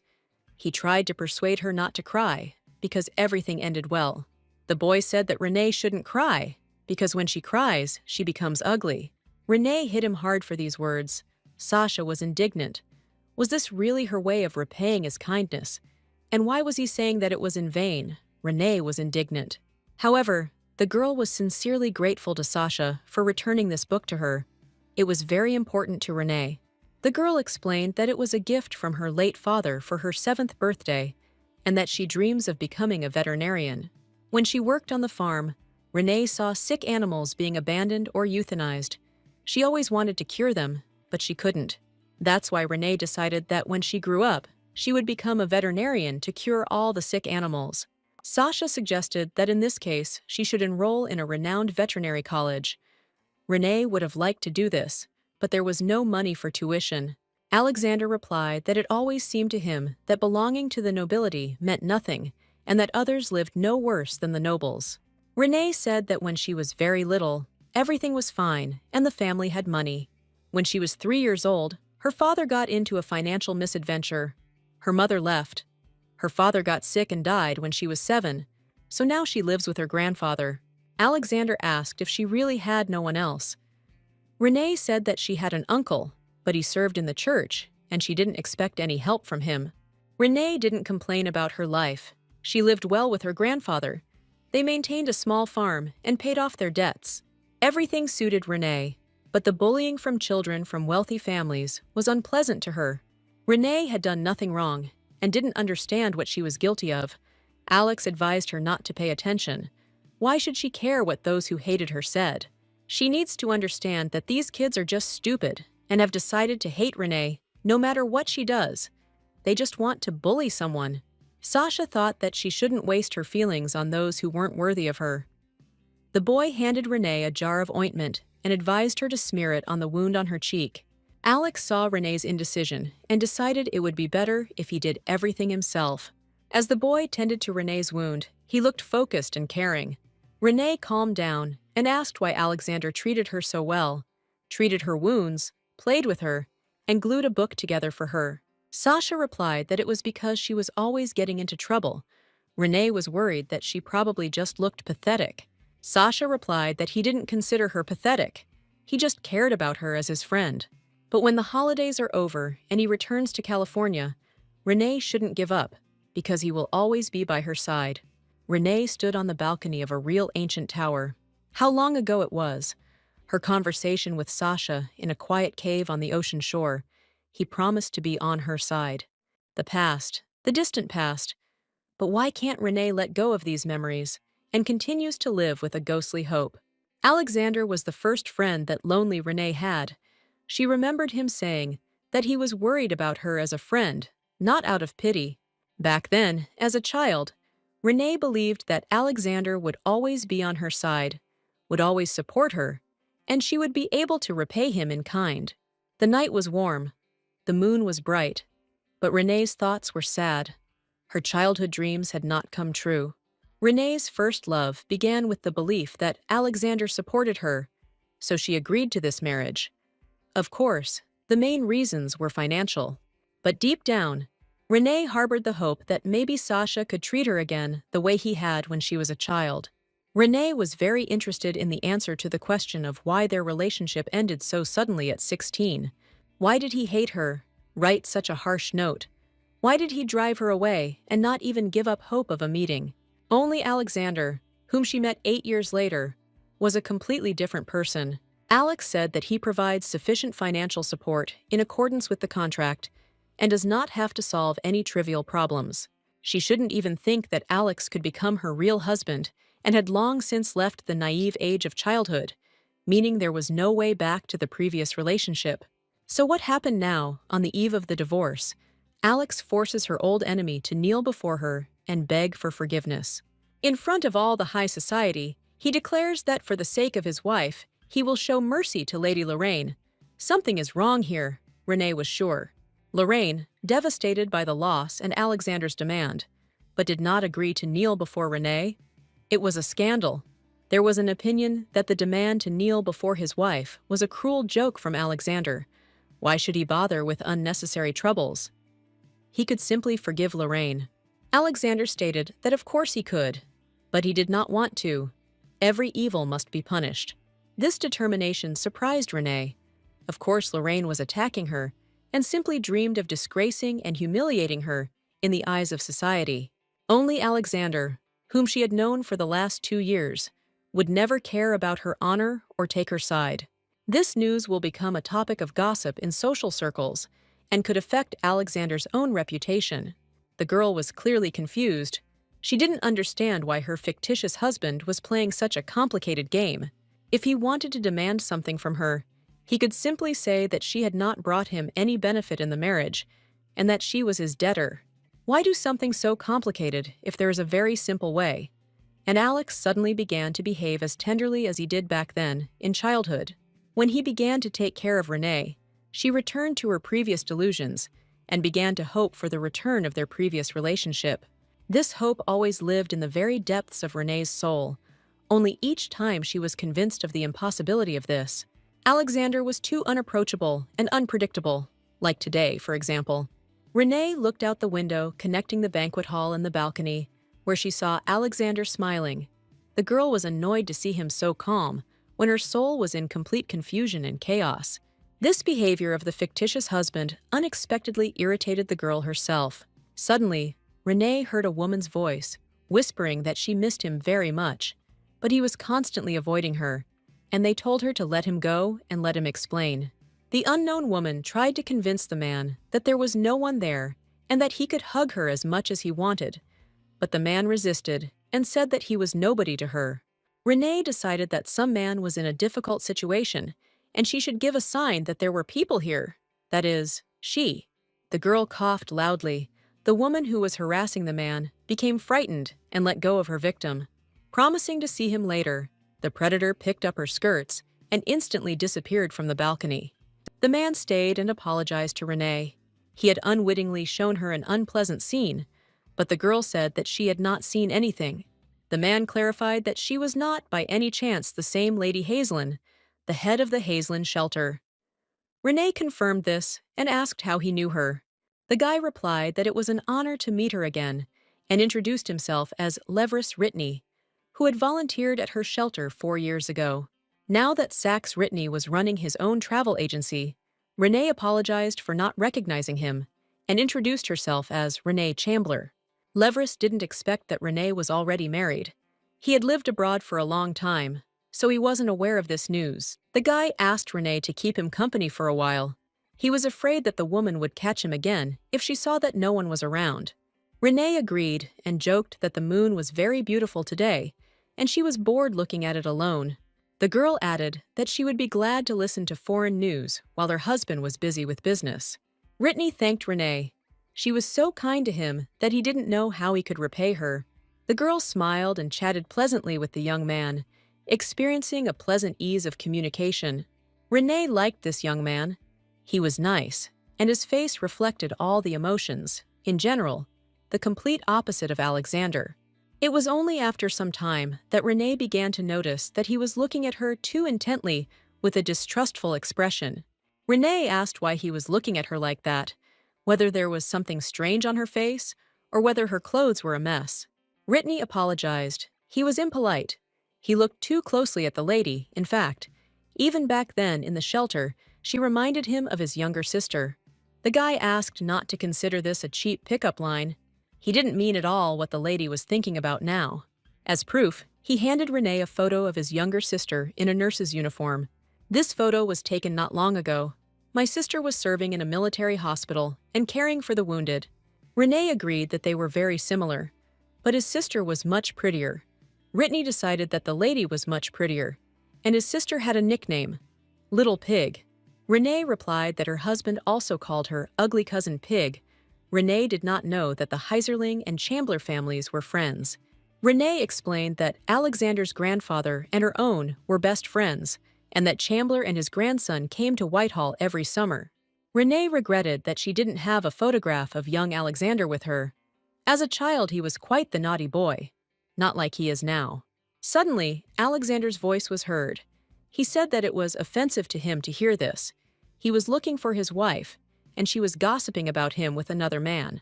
Alexander demonstratively hugged Renee around the waist and gave her a tender look. Renee was slightly surprised by Alexander's unexpected appearance and immediately rushed to introduce him to her new acquaintance. Alexander bowed to Levris Litri and heard that they had met at the opening ceremony of Crystal Palace, but were not introduced. Alesk expressed his regret that he did not remember Levris, but expressed the hope that now they would bow as good friends. Without dragging out the conversation for long, Alexander asked Mr. Litri to leave him and his wife alone. They needed to talk. Litri turned out to be an incredibly polite and unobtrusive young man. He hastened to politely say goodbye to Renee and leave. Left alone with her husband, Renee asked what he urgently wanted to talk to her about. Alex asked what she wanted to tell him. The girl replied that she and Alexander were not in such a relationship that she had the right to speak. Alexander asked if she was a bit too self-confident for a woman who had been caught discussing her husband in his absence. Renee was indignant. She wasn't making anything up. Alex was naughty as a child and often called her a piglet. Alexander pretended that the events of his childhood had been completely erased from his memory. Renee was offended and called him impudent. Alexander actually didn't want to talk to Renee about this at all. It was about the recent card game. Renee stated that she herself wanted to ask him something, and it really was about what had happened at the card table. Renee asked Alexander not to evade the answer, but to tell her everything honestly. The girl was interested in why Alexander treated Lauren Height so cruelly, since she hadn't done anything to him. Alexander didn't see anything special in his actions, but Renee insisted that he wouldn't do something like that without a reason. Alexander was glad that Renee had gotten to know him so well over all the years of their communication. The man stated that there were no special reasons that influenced his actions. He was simply doing his duty.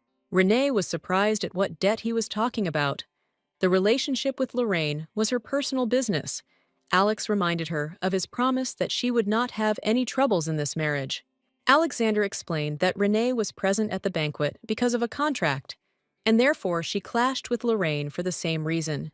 Moreover, insulting a wife is equal to insulting a husband, and in this case, Alexander could not remain on the sidelines. Renee realized that he was absolutely right, and that the current Alexander was exactly like that. He valued the terms of the contract and his reputation. In Renee's opinion, in Alexander's eyes, she is just a burden. Unable to stand up to people like Lorraine, she looks so pathetic. It was not for nothing that he said then that he would take pity on anyone for the sake of his wife and intervene himself. Alexander's own reputation was the real reason for his intercession for her, and what else could one expect from him? Renee sighed. The girl turned to her fictitious husband and said that she was very sorry that she had burdened him with her concern. She should have dealt with Lorraine herself. Lorraine Height is Renee's personal problem, and it doesn't concern Alexander at all. The man replied that he didn't think so, which greatly surprised Renee. Alexander stated that he never considered Renee pathetic, neither as a child nor now. Alex considered his fictitious wife simply a victim, but neither in childhood, nor especially now, did she bear any blame for the current circumstances. That is precisely why she does not need to apologize to him. Alexander did not understand why she asks for forgiveness for something that other people are to blame for. Renee was surprised why Alexander was again pretending to take her side. Alex said he understood that traumatic memories weren't easily forgotten, but Renee shouldn't worry about that. Alexander asked why Renee didn't put aside unnecessary thoughts and just enjoy this evening.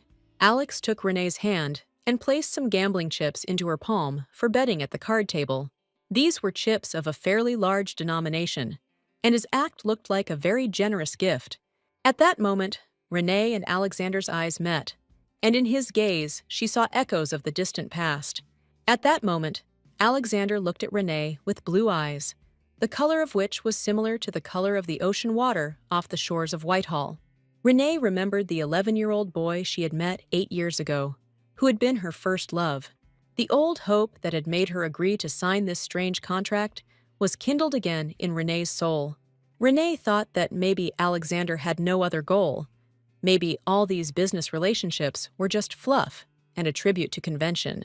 What if she's very wrong about him, and all this time he just wants to get along with her again, like before? The girl took a deep breath and wanted to ask him about it, but apparently Providence did not want Renee to know the truth. Suddenly, thick clouds rolled into the clear night sky. The moon hid, and a sharp, cold wind rose. A cold rain began to pour down from the sky in a continuous stream. Renee shivered, feeling uncomfortable in her thin evening dress. Alexander suggested that the girl continue the conversation inside. If they stayed here, she would definitely catch a cold. The couple returned to the warmth and comfort of their rooms, and the usual bustle reigned at the gaming table. The banquet guests noticed that it had started to rain outside and decided to entertain themselves with some appropriate music. One of the gentlemen said that he knew some music that was perfect for rainy weather. They started the gramophone, someone asked what the composition was called, and they answered that it was the last work of the brilliant composer. The author committed suicide on a rainy day due to severe depression. The melody, oddly enough, received a major name and is now known as Summer Festival. As soon as the first bars of the melody flowed through the hall, Alexander's behavior changed.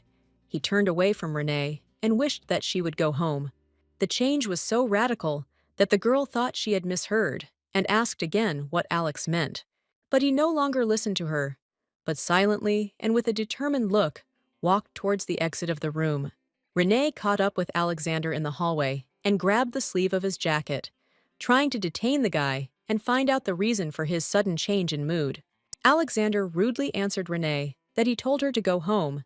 She should not worry about him. Just let her leave as quickly as possible.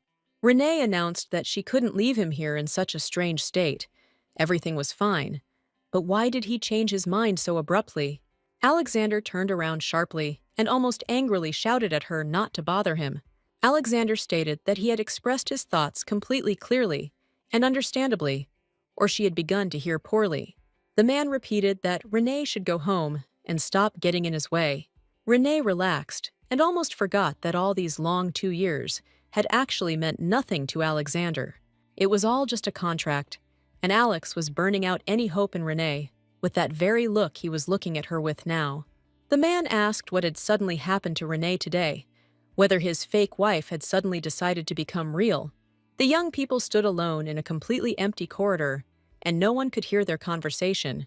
Alexander asked Renee to stop playing the fool. There was no one here, and there was no point in pretending to be a loving couple. Of course he was right. He and Renee were connected only by a pathetic piece of paper called a marriage contract, and it was not destined to become real. Alexander always looked at Renee with disdain and never let her forget for a second that he had paid for everything. So Renee always tried to stick to this boundary that they both had established by mutual agreement. Renee never forgot what her relationship with Alexander really was, that it was all just a fictitious marriage. She just didn't understand what was happening now. The contract was expiring, and Alex was wasting all her efforts and causing some kind of swings. Renee got angry and decided to ask Alexander an important question. The girl looked defiantly at her fictitious husband and asked if he really considered her expendable in his big game. Alexander responded to Renee with a corresponding look and said that she was absolutely right. Everything was exactly like that. Renee can be sure that she is nothing more than a thing, and like everything, she must be true to its purpose. Alex advised Renee not to be too presumptuous and to fulfill her duties within the framework of the contract. Renee bowed her head. What was the point of arguing if she couldn't win anyway? The girl stood next to Alexander for a few more moments and informed him that, with his permission, she would leave. Turning around, she quickly and decisively walked down the corridor. It was time for her to go home. Her work was over for the day. Alexander was left completely alone in the corridor. But for some reason, he didn't look like a winner at all. The man made sure that Renee had left and hurried to take his medicine. He always carried a bottle of pills with him in his jacket. Alexander quickly opened the cap and took a couple of pills, which made him feel a little better.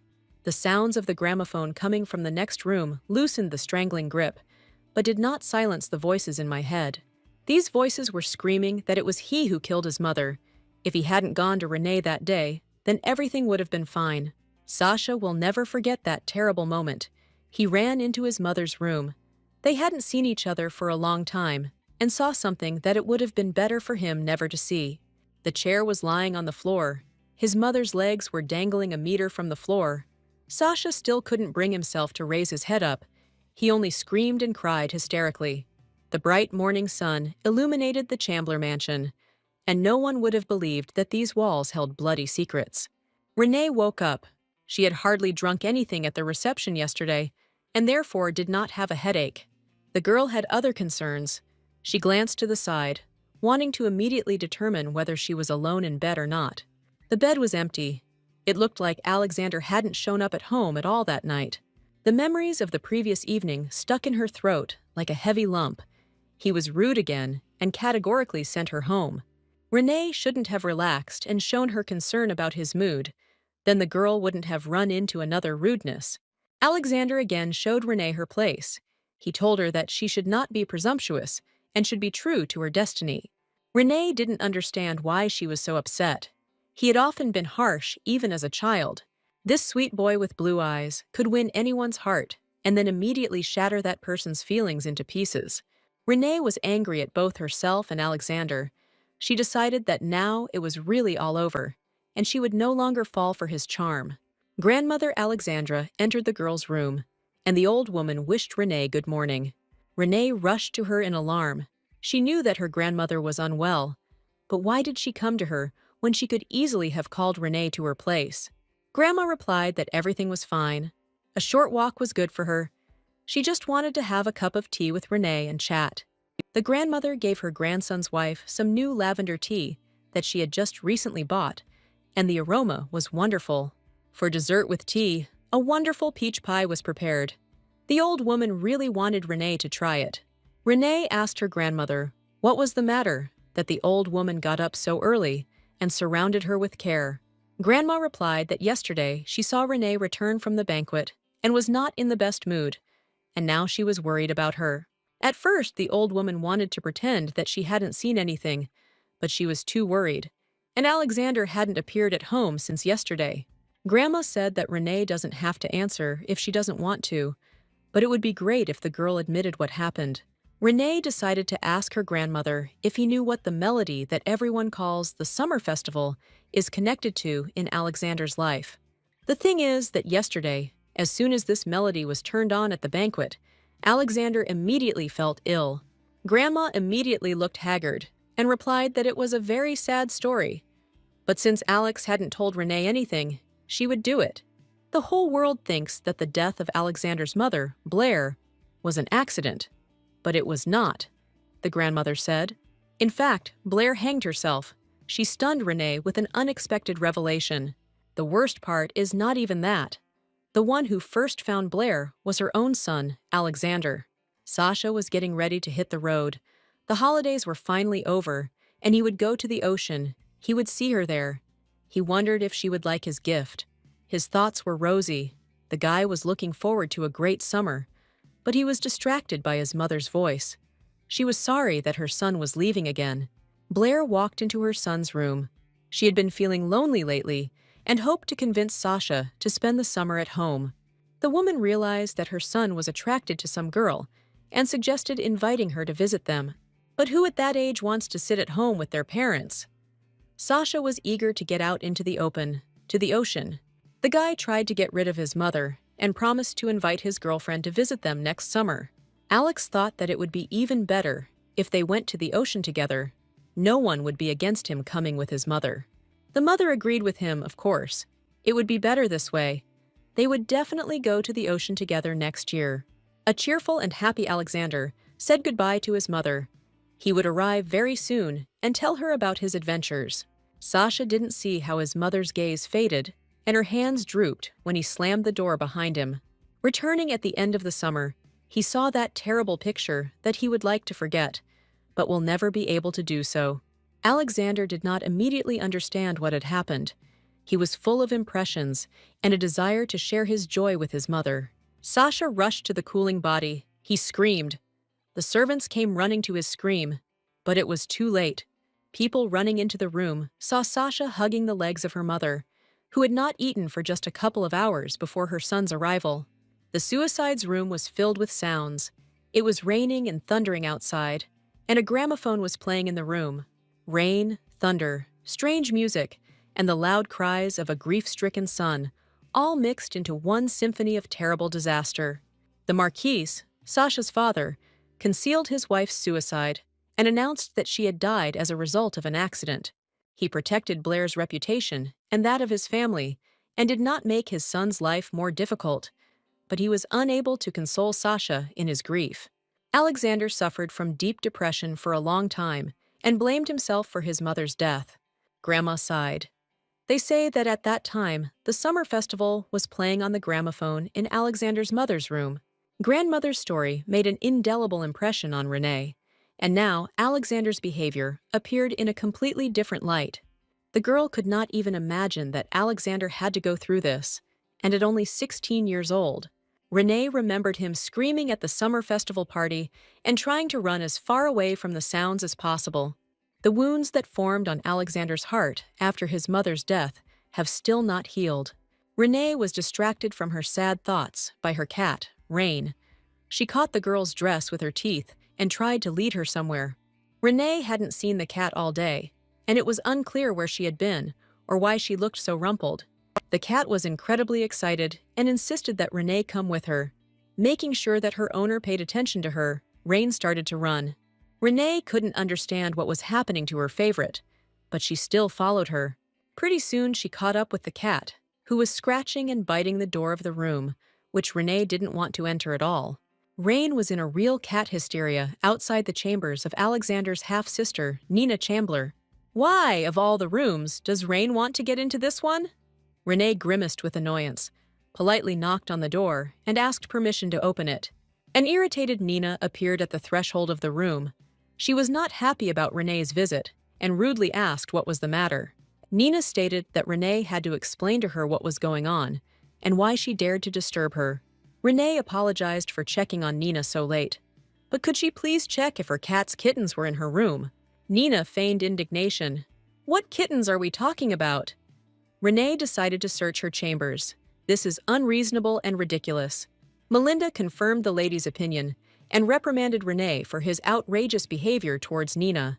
Renee interrupted the maid's tirade and announced that she was talking not to her, but to Nina. Nina stated that there were not, and could not be, any kittens in her room. She was allergic to them. Renee's maids observed the incident and decided that if Nina had an allergy, the missing kittens should be looked for elsewhere. In that case, Renee asked permission to pick up Nina Rain, who had just run through the door from her room. Nina was categorically against Renee entering her room. She didn't have any nasty cats, she said. Renee irritated Nina. She saw her only as an obstacle to her plans regarding Alexander. It is because of her that Alexander did not take Nina to that reception yesterday, and it is because of her that he will not marry Nina.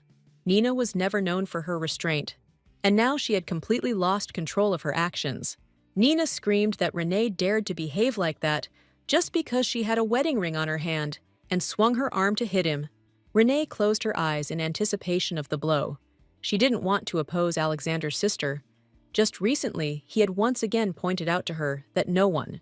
But for some reason, the blow did not come for a very long time, and the girl dared to open one eye and see what was happening around her. Alexander stood next to Renee and hugged her tightly by the shoulder with one arm, while with the other, he grabbed Nina's hand, which was ready to strike. Renee didn't expect her fictitious husband to appear right here and right now. Alexander held his stepsister's hand tightly. This girl had gone too far. Alex asked how long Nina had been behaving like this, and how she dared to behave like that towards his wife. While Grandma was telling Renee about the terrible events at the Chandler estate, Alexander was busy working in the city office.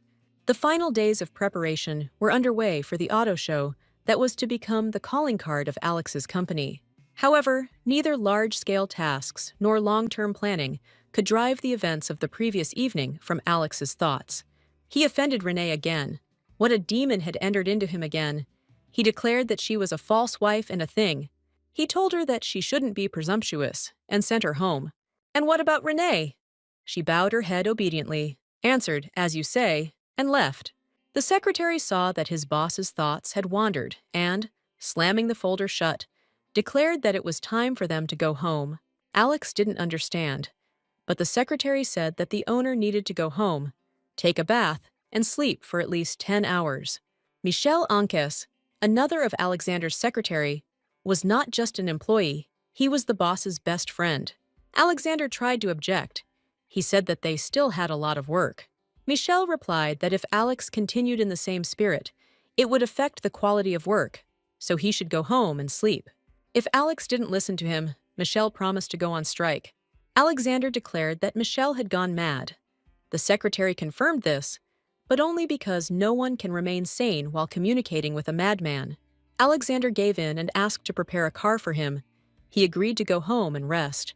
Alex knew that without a secretary, he wouldn't be able to cope with the current volume of work, so Michel blackmailed him. On the way, both men were glad that they had a car. It was pouring rain, and they reached the mansion in comfort. Alexander invited Michel to stay the night at his house. Michel readily agreed. It was raining, and the guy didn't want to drive back on the wet road. Gabriel met the gentleman at the door and was instructed to prepare a room for Michel and to give them both something to eat. While talking to the butler, Alex heard his wife's voice, and then Nina's angry cry that she didn't have any cats. Alexander became curious about what the women were screaming about, and he hurried to his sister's room. The picture that appeared before Alex's eyes outraged him to the depths of his soul. Nina screamed at Renee and swung to hit her. Renee was getting ready to take the blow. Alexander didn't think about the consequences. In an instant, he found himself next to the women. The hand, already approaching the wife's face, was firmly intercepted. Her eyes flashed. Her lips harshly asked how long Nina had dared to behave like this. Nina did not expect Alexander to appear. Her anger gave way to confusion. Alex repeated his question, asking if she always behaved this way towards Renee.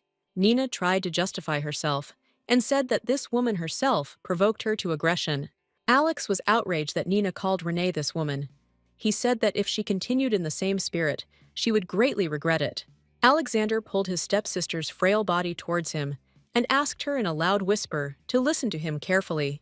If Nina allows Alexander's anger to overcome his guilt towards her, he will strip her of the Chambler name. Then Nina won't be able to live in the Chambler mansion, and her mother won't have the money to support her young lovers. Alexander promised to burn down their comfortable life, just as she had once burned down his. Nina was truly scared. Alex started talking about his mother's young lovers. But what does he really know? Alexander released Nina's hand and announced that she knew perfectly well that he would not repeat himself twice. The man hugged his wife and said he would take Renee to a room where she could calm down. The girl refused to go and announced that she had to take the cat from Nina's room. Alexander could not understand what Renee meant and what cat she was talking about. Nina stated that Renee was talking nonsense and that there was no cat in her room. What evidence did she have? Alexander really didn't like squabbles. Nina drove him crazy with her screams. Renee explained that Rain ran into Nina's room as soon as she opened the door to her knock, the cat looking for her kittens. Nina screamed again that Renee didn't dare search her room so late just for some kittens. Renee was persistent. She would just take Rain and leave immediately. She was not going to search anything. Renee pushed Nina, who was standing in her way, aside and quickly walked into the room. In vain did Nina and her maid try to stop Renee. The girl was determined to take her favorite back. Nina demanded that Renee leave her room and tried to grab her, but Alexander blocked her way. The girl saw that her cat was sitting by the window. Rain noticed her owner and meowed desperately, turning to the window. Renee realized that the cat could smell her kittens, but she couldn't figure out where they were. Renee looked out the window and noticed that there was a basket hanging on one of the branches of the tree growing outside the window, and the heads of 3 kittens were sticking out of it. The kittens were wet and cold. They screamed desperately and called for their mother cat. Renee was outraged. What was this, and who dared to do this? Had Nina really gone completely crazy? Nina tried to justify herself by saying that she had not noticed the kittens in the basket outside the window and called her maid Melinda as a witness. Renee promised both of them that she would deal with them later. Now she needed to save the kittens, but Alexander did not allow her to climb out the window. The man took off his jacket and volunteered to get the kittens from the tree himself. Firstly, he was taller, and secondly, Renee would get wet and get sick. Alexander opened the window and climbed onto the windowsill. Even he had difficulty reaching the basket with the kittens. The Fluffies saw a familiar person and began to meow even louder. Now they had hope of salvation. Alex promised to deal with the person who had done this nasty thing. He reached out and took out the first kitten. The baby was completely frozen and wet, and without resistance, he walked into the man's arms. Alexander handed the kitten to Renee. She was standing near the window.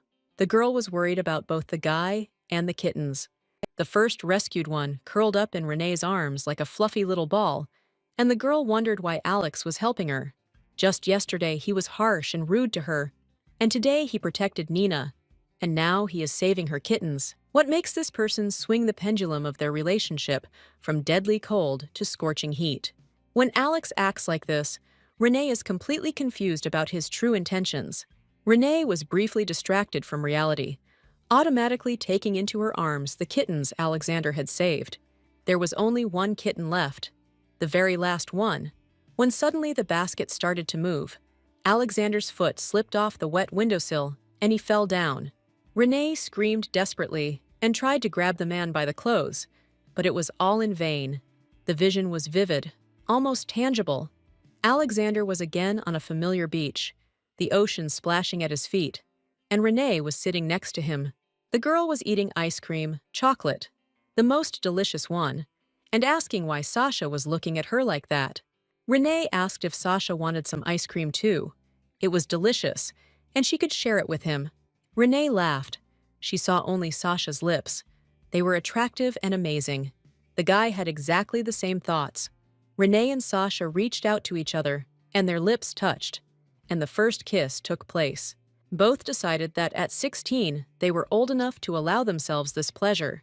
Sasha decided that since Renee had kissed him, she shouldn't do it with any other guy. Renee hadn't thought about it at all, but just in case she was indignant at why Sasha had decided to control her life. The girl said that Sasha was delirious and had no right to tell her about it. People don't talk about things like that. Renee declared that she would decide for herself who she would kiss, threw down the ice cream, and ran away. As she ran, the girl shouted that she could let Sasha watch from the side as she kissed. The guy felt both funny and offended, but she was just a little pig. You can't laugh at his feelings like that. The rainbow memory was replaced by a bitter memory. A voice sounded in my head, accusing Sasha of abandoning his mother and having fun. The tragedy occurred only because Alexander did not stay with her, but preferred to have fun with his friend on the ocean shore. Alexander left his mother alone. He is an ungrateful son and a naughty boy. Alexander looked at his hands. Something strange was happening to his body. He was dissolving into the air, turning into gray smoke. The same voice rang in my head. First, Alexander drove his mother to the grave, and now he got to his father. The fire raged around. Now Alexander was in a burning house, and a voice shouted for the guy to look at the results of his deeds. The servants rushed around the burning mansion in search of the Marquise, but they were unable to reach Father Alexander. The man found himself in the very wing of the house that was most damaged by the fire. He was unable to escape. Everyone who lived in the burning house was able to escape from it, except for the Marquis himself. He died in the fire. The same voice kept hammering into the very subcortex.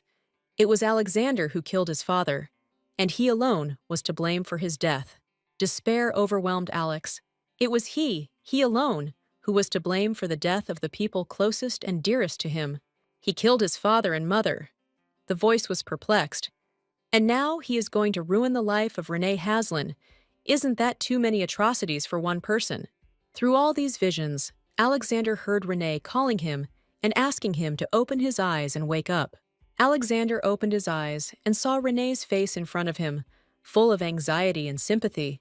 Alexander whispered that he didn't want her to be unhappy, didn't want to hurt her. Alex wiped away her tears and told her that he should stop all this before Renee got hurt even more because of him. But what is this? His hand passed through the girl's body. Alexander didn't feel anything, he only saw. It was his bedroom, with a white canopy bed and equally snow-white curtains. Perhaps too white. Alexander sat up in bed and looked around. The room was shining with a ghostly white light. Renee was sitting next to him, and he himself was lying in bed. The butler Gabriel entered and informed Renee that he had brought water and medicine for Monsieur Alexandre. Alexander stood next to Renee and looked at his own body in bewilderment. Was he sleeping or dead? Gabriel asked what condition his master was in, whether he had not yet come to his senses. Alexander saw everything and heard how Renee answered the butler that Alex was unconscious and was not going to wake up. Renee told Gabriel that she was very scared when Alex fell from the window, and the servants immediately appeared and urgently called a doctor. Alexander lay unconscious on the grass, and in his arms sat a fluffy kitten, safe and sound. Renee was glad that everything worked out, because it was summer and the grass was thick enough. Gabriel did not hide his joy that the kittens were safe, and Alexander had no serious injuries. All that remained was to wait. Alexander's pale body lay on the bed, his soul circling around and wondering whether to return or not. Gabriel calmed Renee, convincing him that everything would be fine, that the gentleman would definitely come to his senses and recover. The butler said that Alex had been a tough nut to crack since childhood, and that this was not the first time he had fallen out of a tree. The butler repeated once again that the mistress should rest and not worry so much, but Renee was beside herself with anxiety. The girl looked at Alice with love and said that he had called her Piglet since childhood, but he himself was constantly getting into various troubles. Renee didn't want to be discouraged and hoped that Sasha would soon come to his senses. He wasn't planning on leaving her as Shambler's widow. The girl asked Alex to come to his senses, and then they should stop arguing and finally talk calmly. Alexander's soul became curious, and she listened to Renee about what it was that she wanted to talk to him about. The spirit reached out to the girl's shoulder and tried to touch her, but the hand passed by again, as if they were in different realities. Renee asked why Alexander had not responded to her letter back in his distant youth. He had always said that he liked Renee and invited her to go on a trip with him. Even after so much time, the girl was still worried.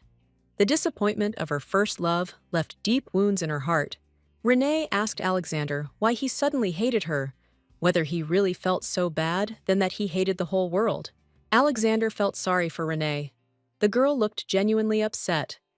He wanted to tell her everything openly, but to do that, he would at least need to return to his body. The man wanted to explain to Renee that he never hated her, and that he was the only one to blame for what was happening.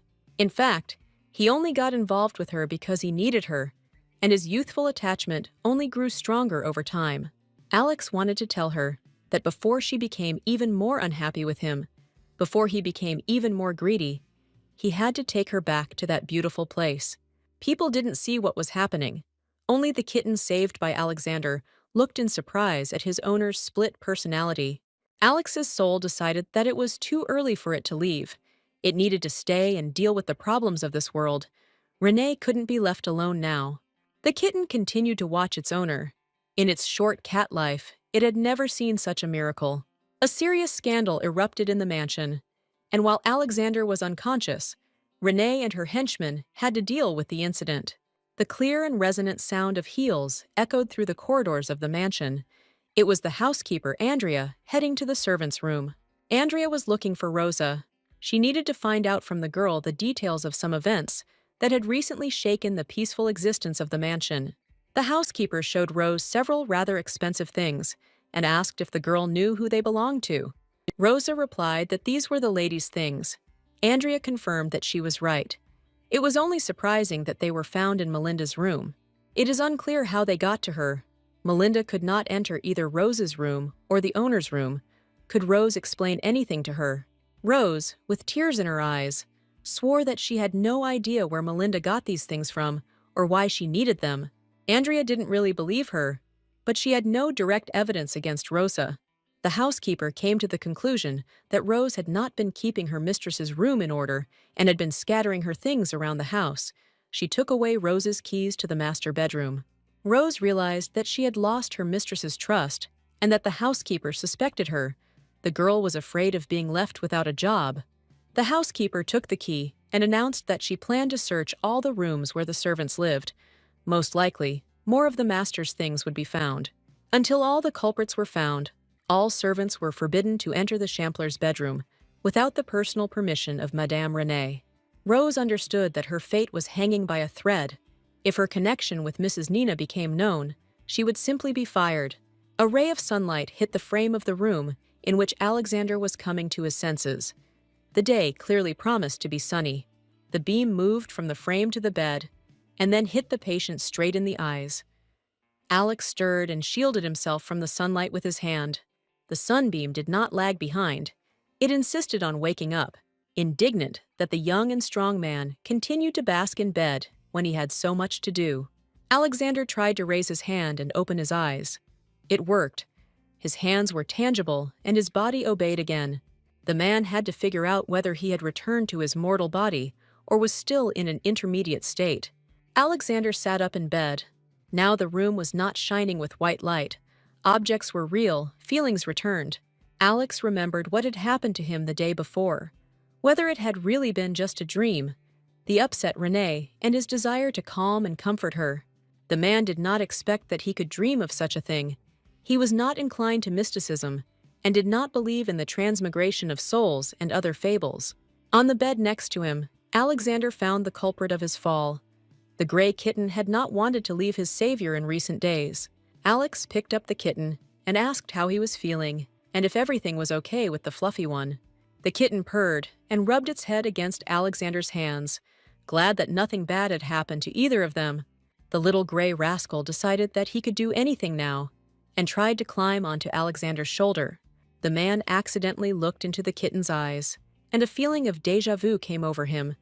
It was these very eyes, this very cat, that he had seen in a recent dream. The cat looked at its owner with the all-understanding and all-forgiving gaze of an animal, wise in its experience of communicating with the other world. The door of the room opened. The butler appeared on the threshold. He saw that Alexander had woken up and was very happy about it.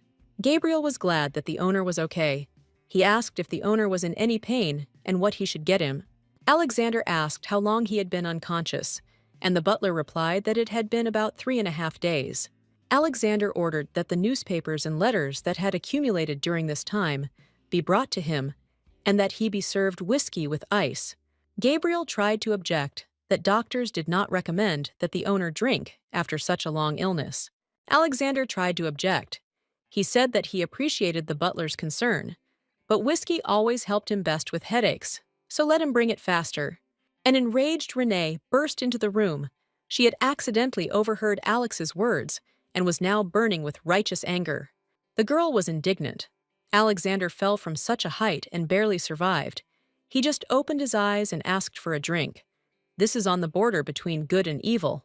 Alexander was confused and wondered what had suddenly happened to his always docile and pliable fictitious wife.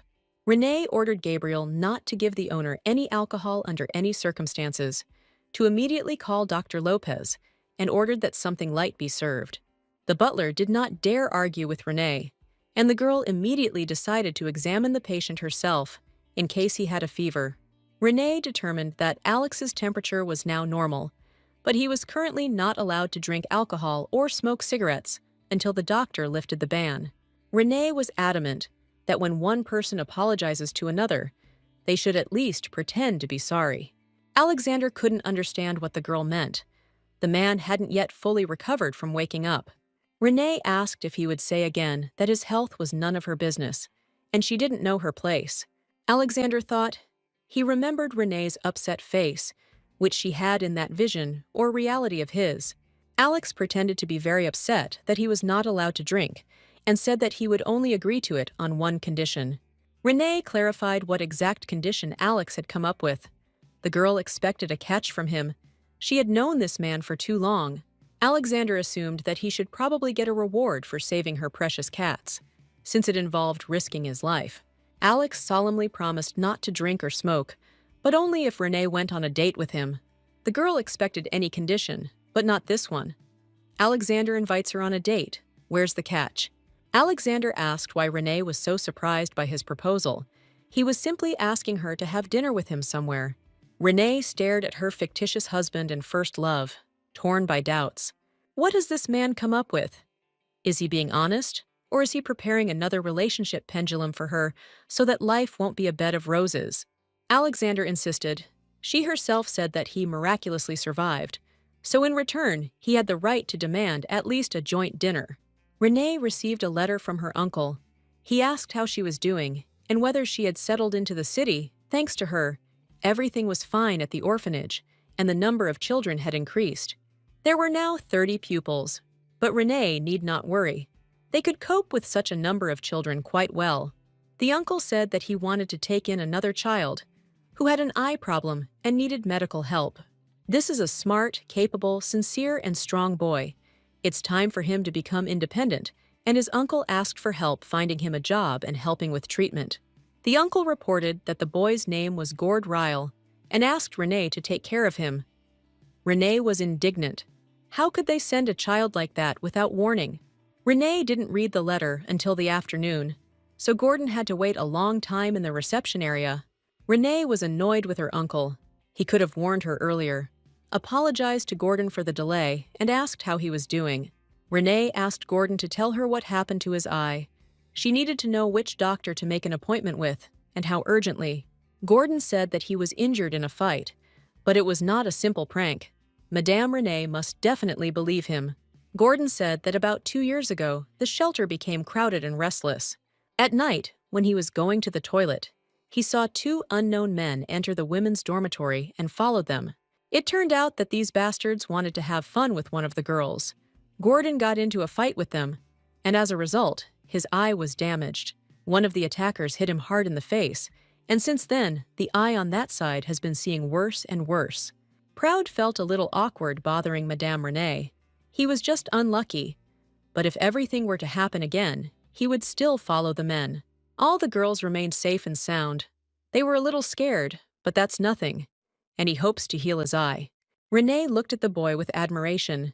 He was still so young, but already had the character of a real man. It was surprising that Gordon called what happened to him just bad luck. Renee realized that there was a very good person standing in front of her, and she simply had to help him. Renee promised to immediately start looking for a hospital where Gordon could get help and asked if the guy had a place where he could stay. Gordon was at a loss. He had nowhere to stay and absolutely no money to rent an apartment. Renee understood everything. Her uncle was in his element. He seemed to believe that all people in the world help each other simply out of the kindness of their hearts. The naivety of her relative irritated Renee. It wasn't about the cost of Gordon's treatment or the boy's housing costs. It was just that it was all unexpected. Renee's company took up all the girls' free time. She needed to establish herself in Kaliva, expand sales, and find good suppliers. The marriage contract between Renee and Alexander was inexorably coming to an end. Time was running out like wine from a broken glass.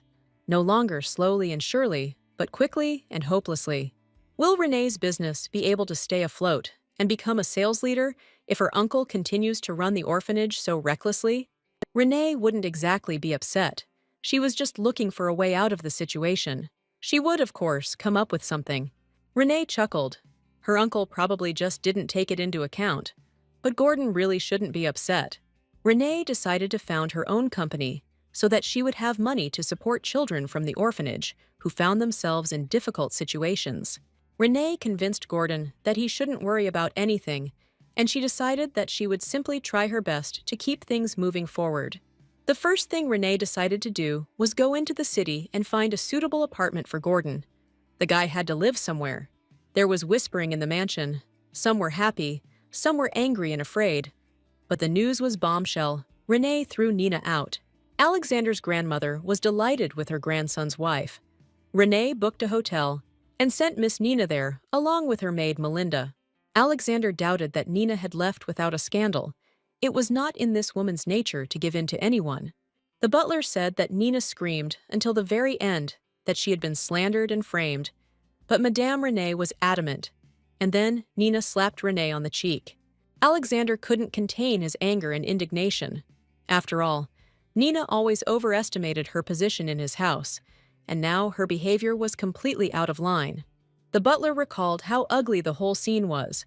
Nina shouting at Renee that she was a nobody and had no name. and therefore he couldn't kick her out of the mansion. Renee stated that if Nina continued to scream and use her hands, she would be forced to hand her over to the police. Renee cannot punish Nina for cruelty to animals, but theft of things has been established, and for this, Nina and Melinda could get real prison time. Nina may not be aware, but there is a lot of evidence against Melinda, and if anything, neither of them will be able to get out of prison anytime soon. If Nina doesn't want to leave the mansion for a hotel, then Renee can arrange for her to stay in a bed in a place not so remote. Nina couldn't stand the nervous tension and decided that she could embarrass and defeat Renee if she hit her on the cheek. Renee recoiled. Despite the pain, Nina had strong hands, and she put all her hatred for her brother's wife into the slap. Renee grabbed her cheek. It hurt, but the girl was not going to give in to this evil fury who had been ruining her life for 2 years. The servants were shocked. They had never seen anything like this. For many, it looked like legal retribution for all their suffering. Renee didn't take long to think or reason. She swung and hit Nina so hard that she almost fell off her feet. Nina didn't expect to get a rebuff from her brother's wife. Until now, Renee had behaved quietly and hadn't gone into any obvious conflict. Renee folded her hands formally on her hips and told Nina that she was forgetting a very important point. When you hit someone, you need to be prepared for the fact that they will hit you back. Nina screamed that Renee Hazel had no right to be in charge of this house and to drive out its rightful owners. Renee replied that she was actually Renee Chambler, and that Nina was not the owner of this house, but only a quarrelsome parasite and freeloader. The girl said that she does not call Alex's half-sister Nina Anasia, although she actually bears that last name. Renee was adamant that if Nina wanted to continue being called Chambler, she had to move out of the mansion and respect her daughter-in-law. If Nina dares to spread false rumors about Reina, she will hold her accountable not only for theft, but also for slander. The butler recounted with pleasure that Madame Renee looked determined and formidable. It was the first time in 2 years that he had seen her like this. Alexander was glad to hear that Renee had finally become exactly the way he remembered her from childhood. The guy remembered that the Renee he knew had no intention of letting go of insults even to very close people. He himself often got it from her. Alexander was only surprised that Renee was able to hold out for 2 whole years and endure all of Nina's bullying and whims. Grandma was pleased. Nina did cruel things, and even dragged Sasha into it. Renee dealt with her perfectly, a real mistress of the house. Alexander looked at his grandmother with understanding, and a cunning plan formed in his head. He asked the butler to make a list of the things that Melinda had stolen. Alex clarified that the current commissioner of the Royal Police is still Count Handstring. He is not mistaken. The butler confirmed that this was indeed the case, and that this count was a friend of the Admiral and the great Madame Chambler. To Alex's surprise, the butler reminded him that the salon his grandmother had run in her youth was incredibly popular, and that Madame had great connections. Grandma smiled sadly. All this is true, but it is already such a distant past that it is not worth remembering. Alexander remembered being told that in ancient times, the scale of any social gathering in Khaliva was determined by the presence of his grandmother. Once upon a time, Granny was an incredible beauty, the center of social circles and a close friend of the Queen. This brilliant woman eclipsed everyone with her presence. Now she is ill, but traces of her former beauty and stature are visible in her appearance. Tragic events in her life have greatly undermined this woman. A fire in which her son died, and her grandson was blamed, has completely deprived her of strength and health. Alexander thought deeply. Maybe, in fact, he was not so much to blame for everything. Maybe he should take the blame for everything in the world. After falling from the window and that unreal dream, so similar to true events, Alexander greatly changed his opinion about his place in life. Alex stood up resolutely and said that he completely agreed with his wife regarding Nina. If she returned to the estate again, he would throw her out. The grandmother realized that her grandson was getting ready to leave and was upset. But Alex had not been at work for a long time, and business required his presence. Grandma wished her grandson good health and asked him to visit her more often. Alex apologized for causing her so much trouble.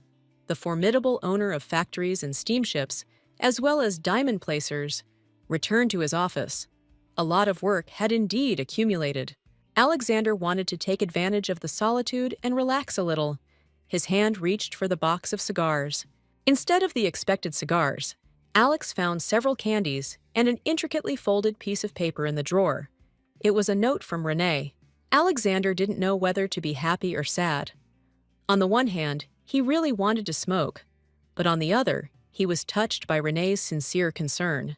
Renee wrote that she had prepared these candies as a medicine for a patient who would break his promise. But it was better for him to eat the candies. They tasted like whiskey.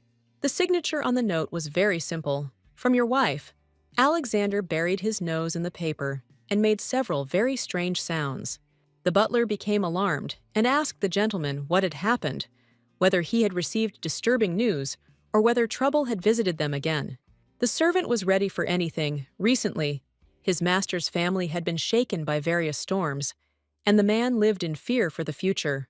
Imagine Gabriel's surprise when he realized that his master was laughing loudly and openly. He hadn't seen Alex like this since the day his mother died. Along this avenue, there is a book district and several newspaper publishing houses. Scientists live here, and there is never any disorder.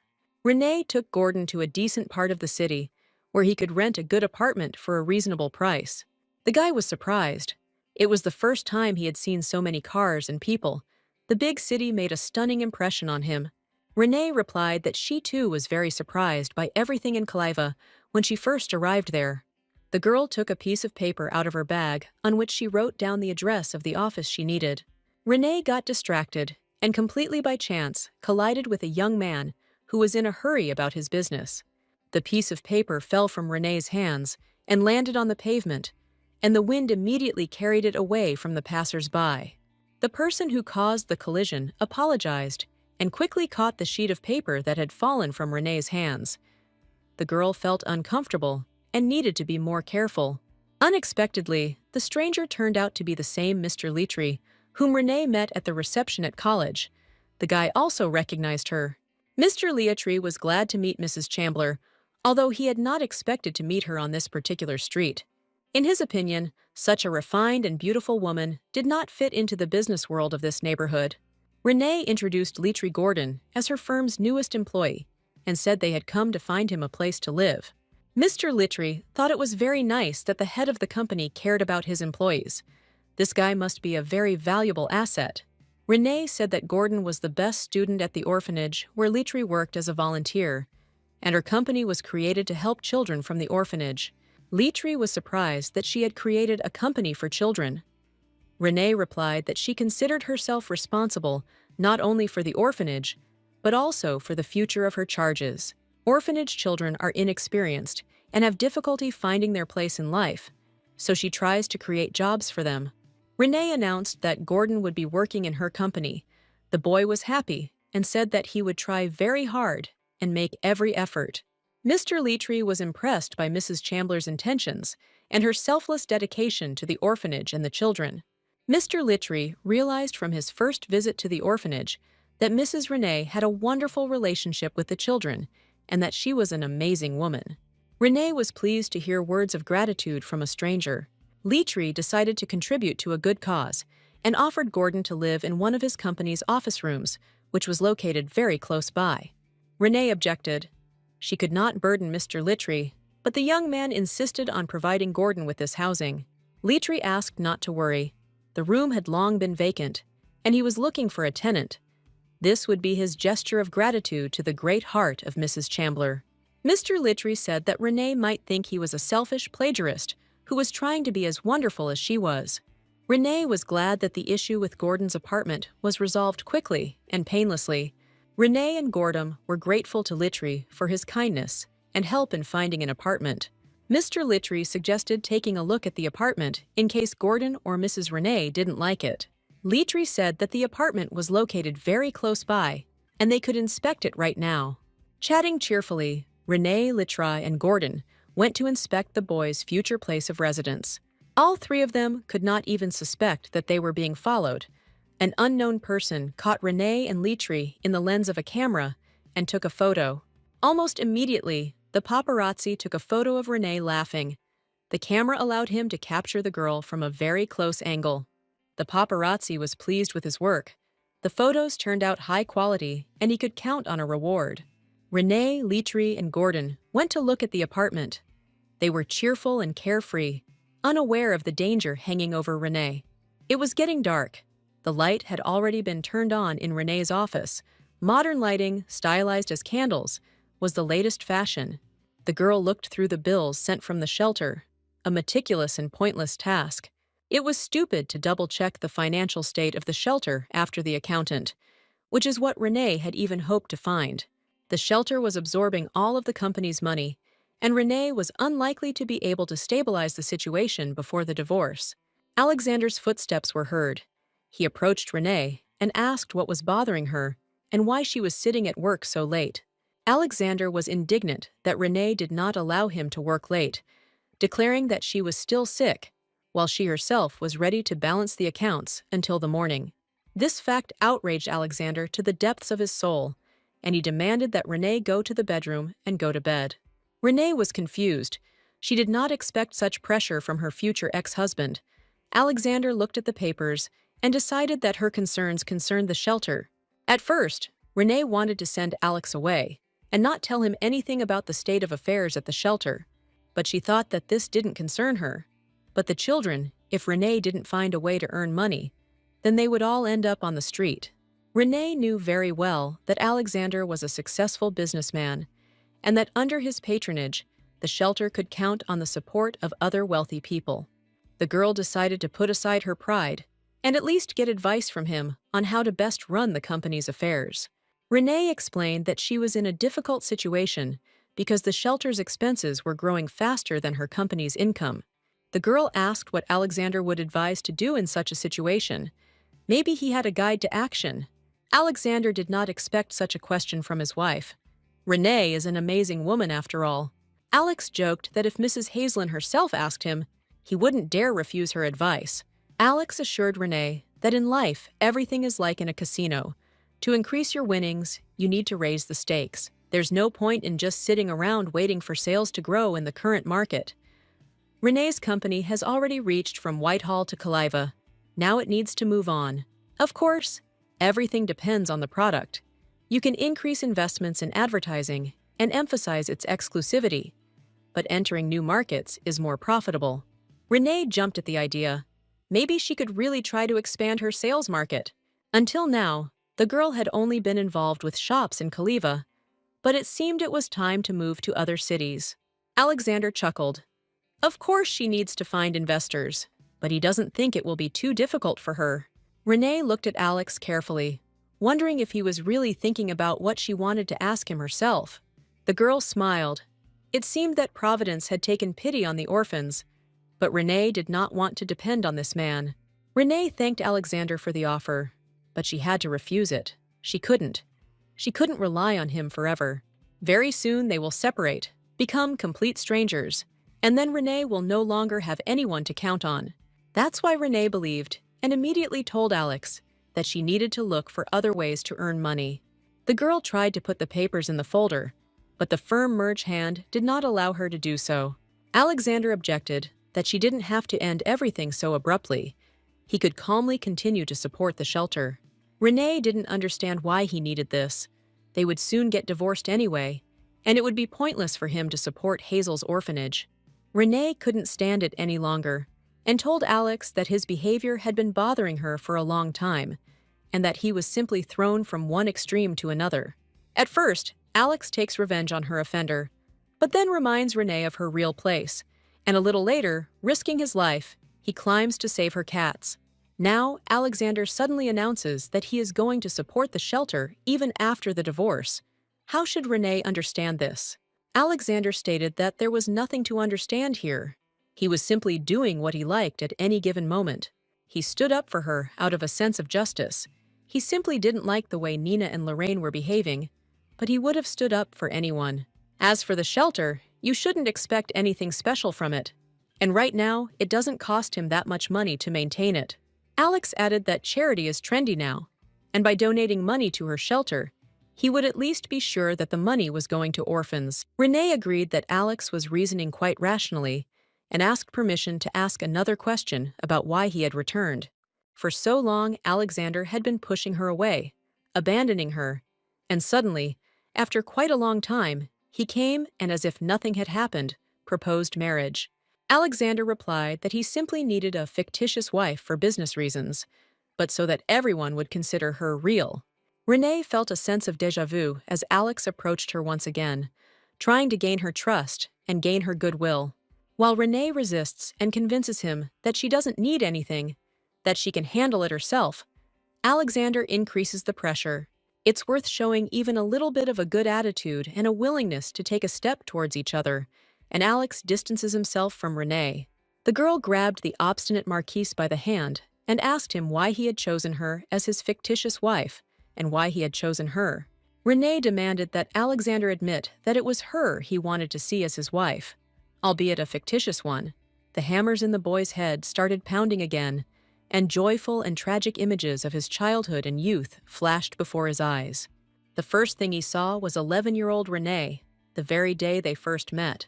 Then he remembered the day of their first kiss, and her lips, still tasting like chocolate vanilla ice cream. Renee, laughing and happy, that's how he remembered her.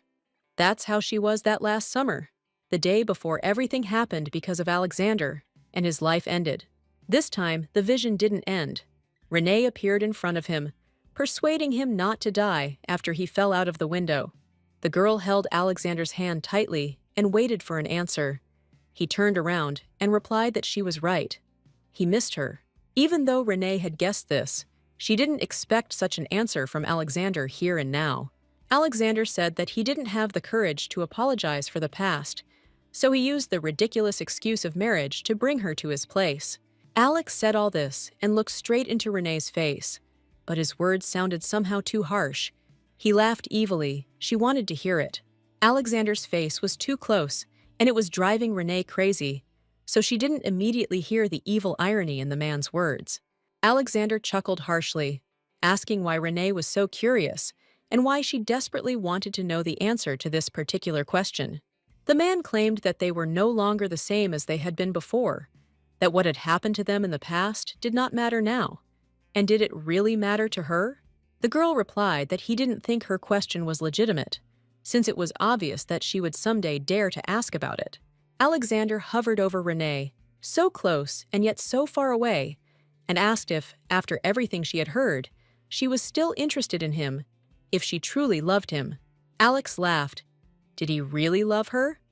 Then he would say what interested him now, something that a provincial girl from Whitehall would never understand in her entire life. Instead of words, Alexander pressed his lips harshly against hers. He did not caress. There was no love in his kiss, only an evil unceremoniousness. The kiss went on and on. Renee had no physical strength to resist, and she simply curled up into a ball, waiting for this torture to end. Alex released her lips, and the girl tried to push the guy away, persuading him to let her go. Alexander let go and asked why she was resisting so aggressively if this wasn't exactly what she wanted.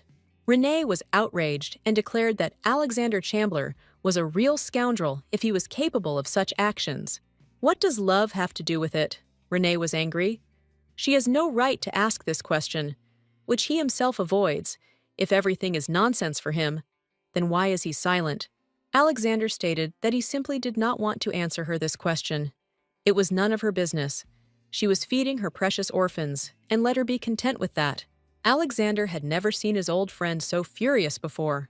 The girl grabbed the guy by the lapel of his shirt, first shook him hard, and then pulled him towards her with all her strength. Taken by surprise, Alexander obeyed the movement of her hands and leaned straight towards her face. A second later, their lips met, and they were kissing again. This time, Renee was the first violinist, and the kiss was more tender and soft. The lips parted, but Alexander didn't have time to say anything before Renee's hands pressed hard against his chest. Renee threw Alexander away from her. The man fully felt both the strength of her arms and the seriousness of her intentions. If that's what we're talking about, Renee chuckled, then she already knows enough. But it's unlikely that an ordinary village girl will be able to satisfy him on this issue.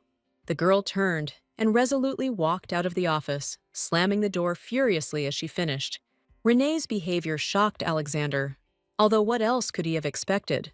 And as a child, she was all about sharp edges. Alexander's fists clenched. He thought his wife was a naive girl, but judging by the last kiss, this was not entirely true. Renee knew how to kiss, and this discovery baffled Alexander. Today, Renee wore her best shoes. The heels made her look taller and more graceful, and the occasion required her to comply with the most demanding dress code. Renee followed the imposing maid across the graceful bridge over the Lotus Lake and stopped, awaiting further instructions. The servant reported to the Queen that Mrs. Chandler had arrived at Her Majesty's invitation. The Queen was drinking tea with a royal person like herself, but from another country, Renee was expected here, since the table was set for 3 people. Queen Laverta, Mary Katharina, Alice Hendrick, greeted Mrs. Chandler and inquired about her affairs. Renee bowed to Her Majesty and replied that thanks to her care, she lived comfortably. The Queen warmly received Renee and invited the girl to the table. Renee willingly accepted the royal invitation. The Queen introduced Renee to her niece from Phillips, Mrs. Arch Rhodes Maximute.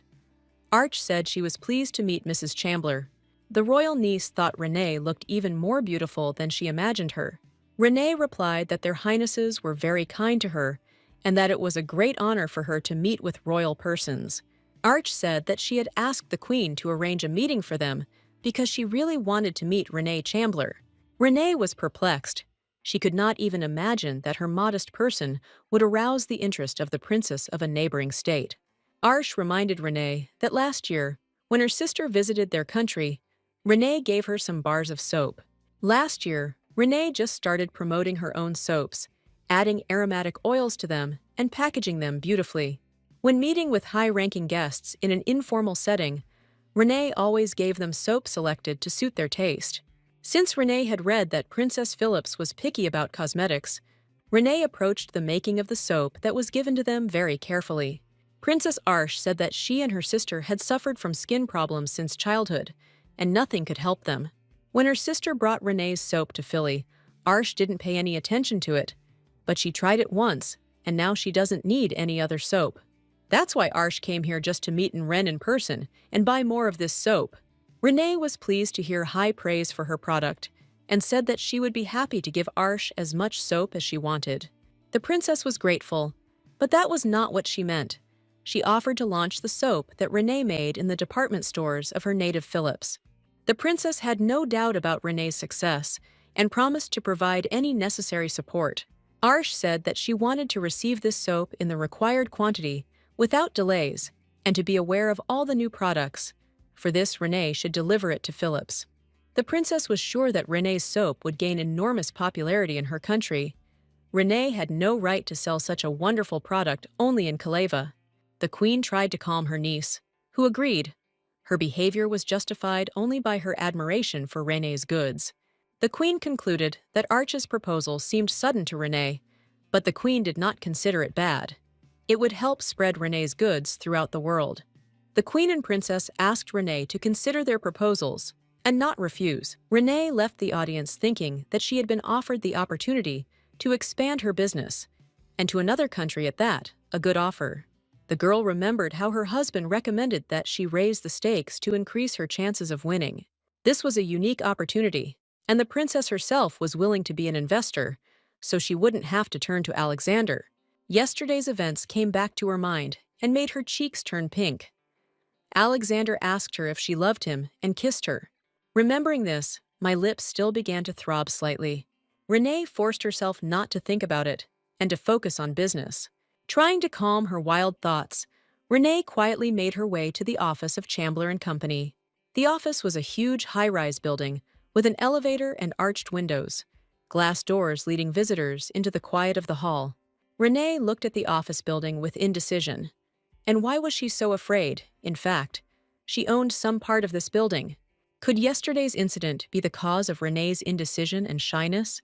Here, Renee discovered that Alexander's car was parked near the building. She couldn't have been mistaken. No one else had one like it. The girl was not ready to meet her future ex-husband and immediately moved behind the fountain. Here, on a small, quiet bench, she hid behind a newspaper and decided to wait until Alexander went inside the building. The employees met the boss, and on the way, brought him up to date on the events that had taken place at his enterprises during his absence. Renee occasionally glanced back at Alexander and waited impatiently for him to go inside the building so as not to catch his eye. Alex felt uncomfortable. He felt like he was being watched, and he began to look around him. Alexander carefully examined the surroundings, but could not see anything suspicious. He was asked what was the matter. Alexander replied that it seemed to him that his wife was somewhere nearby. Renee, hiding behind a thin sheet of newspaper, heard Alex's conversation with the employees. She began to be tormented by the question of how he found out about this. Alexander looked around carefully again, but still didn't see Renee. The man was in a hurry to get things done and decided that it was just his imagination. Renee sat quietly on the bench behind the fountain and was glad that Alexander was so absent-minded. The girl didn't want to meet this man so much that she was ready to crawl under a bench just so he wouldn't see her. Renee was surprised at how much her behavior did not correspond to the status of a respectable, married lady. The girl was outraged at herself, saying that she had reached such a level. The girl, burning with shame, decided that she needed to go home. She stood up from the bench and took a few uncertain steps. The shoes were too new, and this model was not at all suitable for walking around the city. As a result, Renee got blisters on her feet. Renee was upset. Her feet hurt in her shoes. She just needed to take the car. But she sent the driver home so she could walk. Renee slowly walked towards the house, and suddenly she felt a passerby tug hard at her handbag. Renee raised her head. She decided that she had met someone she knew, and that someone was calling her that way, trying to bring her out of her reverie. The girl did not expect such behavior from anyone on the street, and dropped her bag out of surprise. Renee immediately came to her senses and shouted that her bag had been stolen, and that the thief needed to be apprehended. The girl screamed help so loudly that it was hard not to hear her. She screamed at the top of her lungs, and at the same time tried to catch up with the robber. The shoes were too tight, and it was terribly uncomfortable for her to run in them, and that was the only reason the bandit ran away from her. Renee couldn't allow this particular bag to be stolen from her. It contained very important papers. The queen gave the girl a letter for Alexander's grandmother, Lady Josie, and Renee could not afford to lose it. The queen told the girl that Lady Josie had been her dear friend for many years. Renee received this message with trepidation and promised to deliver it safe and sound. The queen was worried about Lady Josie. She heard that she had been feeling unwell lately. Renee didn't see much of a problem in handing over this letter. But now, some guy was attempting not only on the queen's letter, but also on Renee's reputation. Renee desperately called for help, begging one of the passers-by to detain this nasty guy. Suddenly, Renee had an assistant. A young man suggested that Renee catch the thief and take his bag from him. The girl did not recognize the assistant at first glance, but she watched with impatience and sympathy as he set off in pursuit of the thief. Renee was breathing heavily. Her legs were aching. She was thinking only bad things about herself. How stupid and useless she was. You don't wander around the streets with letters from royalty. If she received something so important, she should have gone straight home. But she was in the clouds. Scary thoughts came into her head that she wouldn't be able to find her bag. Suddenly, an unfamiliar male hand extended to her the precious lost thing. Renee looked at her savior with gratitude. Now she was ready to do anything for this man. It turned out that her savior was none other than Mr. Ripley, a young man who happened to be next to Renee. The girl was too happy to think about her bruised legs or suspect this wonderful man of anything. A few minutes earlier, a stylishly dressed woman had pointed out Renee to a street thief. The unknown woman ordered the man to wait for a convenient moment and take the bag from this young lady. He was supposed to give her only the key, and the lady allowed him to take everything else he found in this bag, all the money and valuables, as payment for the service. The lady miscalculated. Mr. Ripley appeared unexpectedly, and the tramp was captured thanks to the speed and dexterity of the young man. Ripley knocked the attacker down and twisted his arms. It seemed that all was lost for the unknown lady, and she would not receive her coveted key. The bandit was not going to miss the opportunity to make money. He quietly found the treasured key in her purse, which the customer needed so much. With an imperceptible movement of the hand, the key migrated to the tramp's sleeve. He completed the task, and the rest was a matter of time. The police were already rushing to Ripley's aid. They asked how the gentleman was feeling, and Ripley replied that he had detained a thief. The police tied up the tramp. He had no chance to break free or escape. Bandit was angry. A good catch had slipped away from him, and he would even be taken to the police station. But he still snatched something, and there was hope of profiting. One of the police officers took the bandit to the station, and the second went to talk to the victim. The key from the bandit's sleeve fell onto the sidewalk, and it's strange that none of the police noticed it. A woman's hand in a snow-white blouse quickly picked up the treasured key, and just as quickly disappeared from the scene. The unknown lady held the coveted item in her hands and watched with fear as the police officers took away her performer. Ripley hurried to Renee. The young man asked if everything was okay with her and how she ended up in this part of the city. Renee was scared, but luckily Ripley was in the right place at the right time and returned her purse. She was grateful to him. A police officer ran up and asked about the victim's well-being. Renee and Ripley reassured the officer. Renee was fine. The policeman was grateful to Ripley for apprehending the thief. He praised the gentleman for running fast. This helped them all a lot. Ripley understood the importance of his action, but was still a little embarrassed. He asked Renee to check if all the things in her bag were in place. The girl opened her purse and quickly examined its contents. The letter was her most valuable asset, and she checked for its presence first. Renee examined the letter from all sides. It was not damaged at all, and this brought the girl great relief. Renee thanked Mr. Ripley again. If it weren't for him, the bag and letter would have disappeared without a trace, and Renee's situation would have become difficult. The police officer was relieved when they told him that nothing was missing from the bag. He took Renee's address and said that she would be called to the police station in a few days. Ripley noticed Renee's feet. In an unsuccessful attempt to catch up with the thief, the girl broke her heels and lost her shoes. Now Renee was standing in the middle of the street barefoot and clearly feeling uncomfortable. Ripley asked her to wait on the nearest bench. Renee had no choice but to follow the guy's advice. She sat down on a bench and tried to enjoy the surrounding view. It was good that the weather was warm, and Mr. Ripley returned quickly. He resolved all the issues with the police and came to Renee not empty-handed. Mr. Ripley brought Renee a rather nice pair of women's shoes and offered to try them on. If these didn't fit, he was prepared to go for another pair. Renee was grateful to this young man. She liked his ability to appear at the right time in the right place.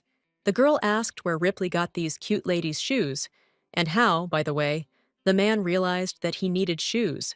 Ripley replied that there was a good ladies' shoe store nearby, and he couldn't allow the beautiful Mrs. Renee to walk home barefoot. The girl put on the shoes, and surprisingly, they fit her perfectly. The leather was soft, and the shoe last was comfortable.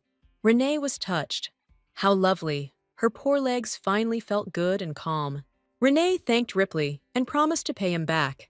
The man claimed that she owed him nothing, and that any gentleman would have done the same in his place. Ripley was worried about Renee's well-being and offered to take her home. The girl turned out to be a police officer who had already contacted the estate, and a car would be arriving for her soon.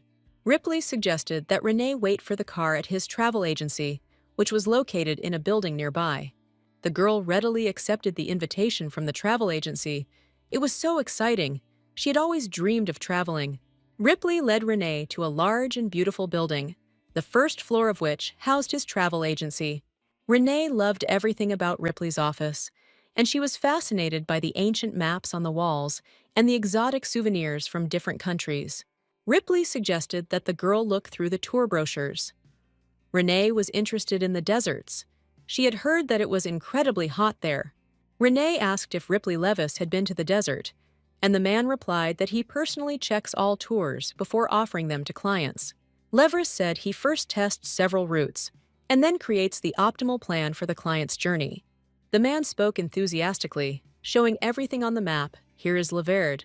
If Renee sets sail on a yacht from the capital's main port, then in a few days she will find herself in the very same desert whose photographs she had just looked at. Renee joined in the discussion, asking with interest how long the journey would take and how he planned to move through the desert. Ripley replied that the journey would take about 2 months by fast passenger ship and about 2 weeks by train. Renee could already imagine herself on the deck of a ship, Even 2 months wouldn't be scary to her. She would happily sail across the boundless ocean to unknown lands. The girl dreamed of traveling to another country. She wanted to see exotic landscapes, get to know a different culture and different people. Ripley said that the desert night sky surpasses all imagination. People travel for different reasons, some out of curiosity, others for relaxation. There are people, Levis reasoned, who travel to distant lands just to escape reality. Renee listened and absent-mindedly spun the globe. She would really like to escape from her current reality.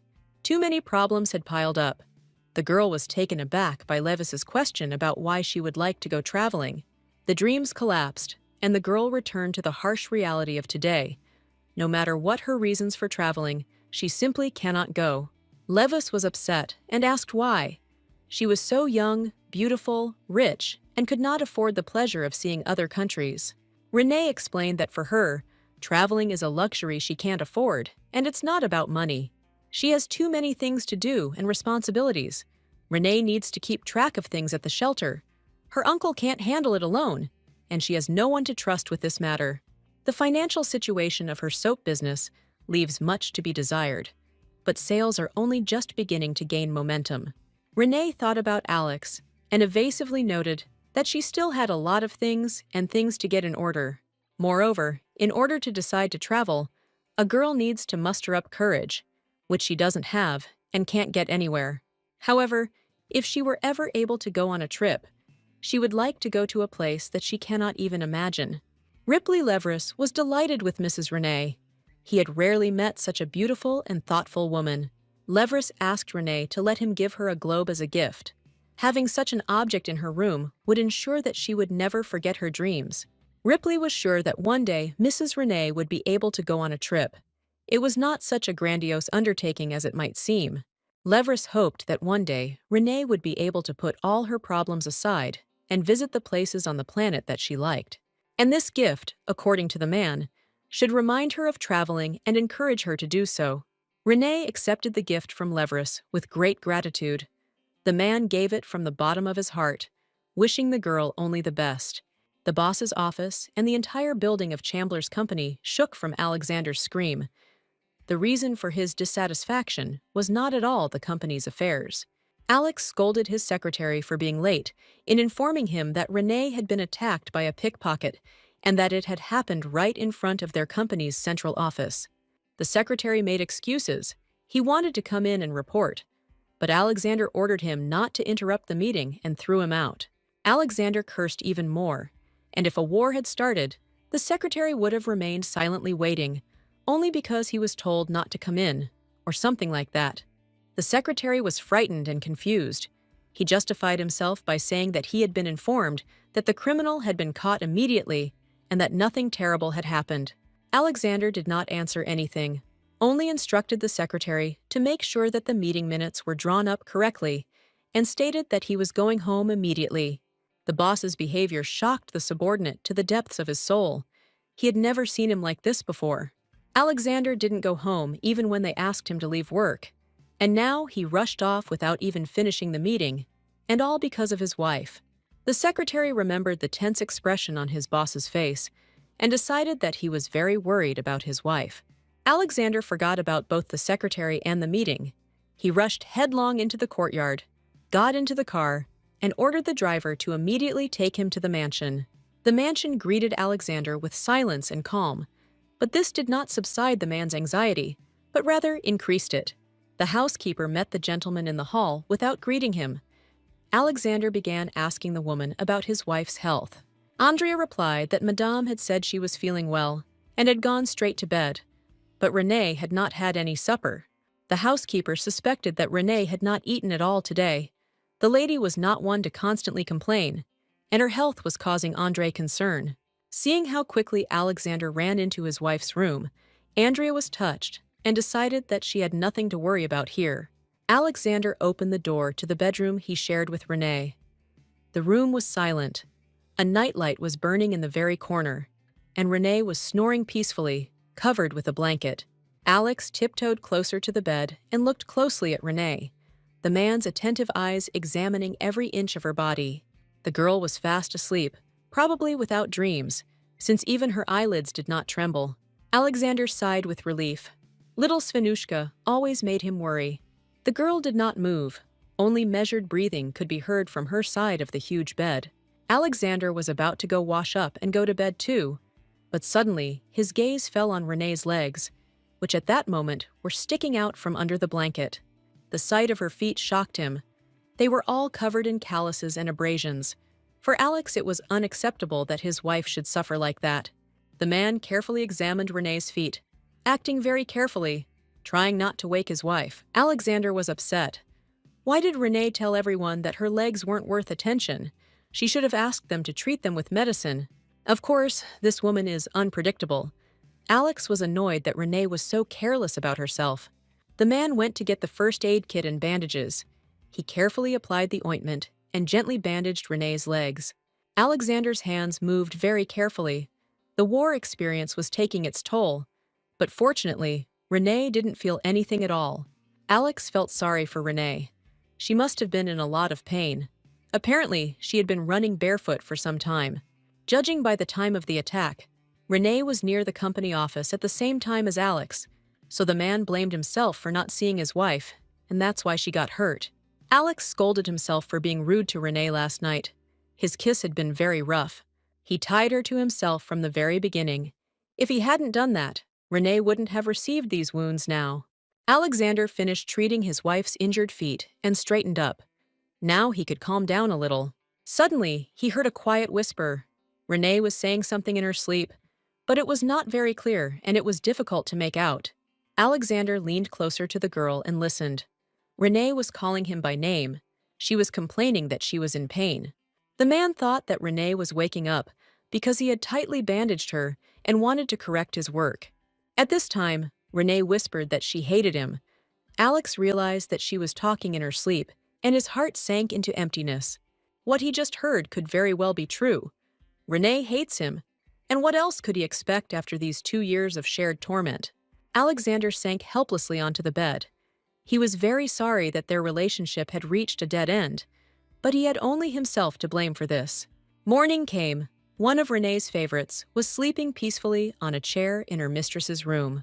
The cat perked up and sat up. She heard that her owner was about to get up, which meant she could count on treats. Renee woke up and stretched in bed. Today would again be full of problems, just like all the previous ones. Renee saw the kitten and asked how he slept last night. The mice didn't bother him. The kitten climbed onto the bed and then into Renee's arms, willingly allowed himself to be petted, and licked his owner on the cheek. Renee was fiddling with the kitten and suddenly noticed that her legs had been treated and bandaged by someone. She herself hadn't had the strength to do this yesterday. The bandages were applied carefully and gently. The girl wondered who could have done this. She did not admit to anyone that she was injured. The girl looked at the feet for a long time and reasoned that none of the servants would do this. Renee thought that it could only be Alexander, and guessed that yesterday he had not seen a dream. He had actually come. At that very moment, the door opened, and the butler rolled a wheelchair into the room. Renee greeted Gabriel and asked what it was and why he had brought her here. Gabriel replied that Monsieur Alexandre had given orders to bring Madame Renee a wheelchair, as her injuries would make it difficult for her to move around. I was really surprised, Renee. That was all I needed. She immediately became indignant.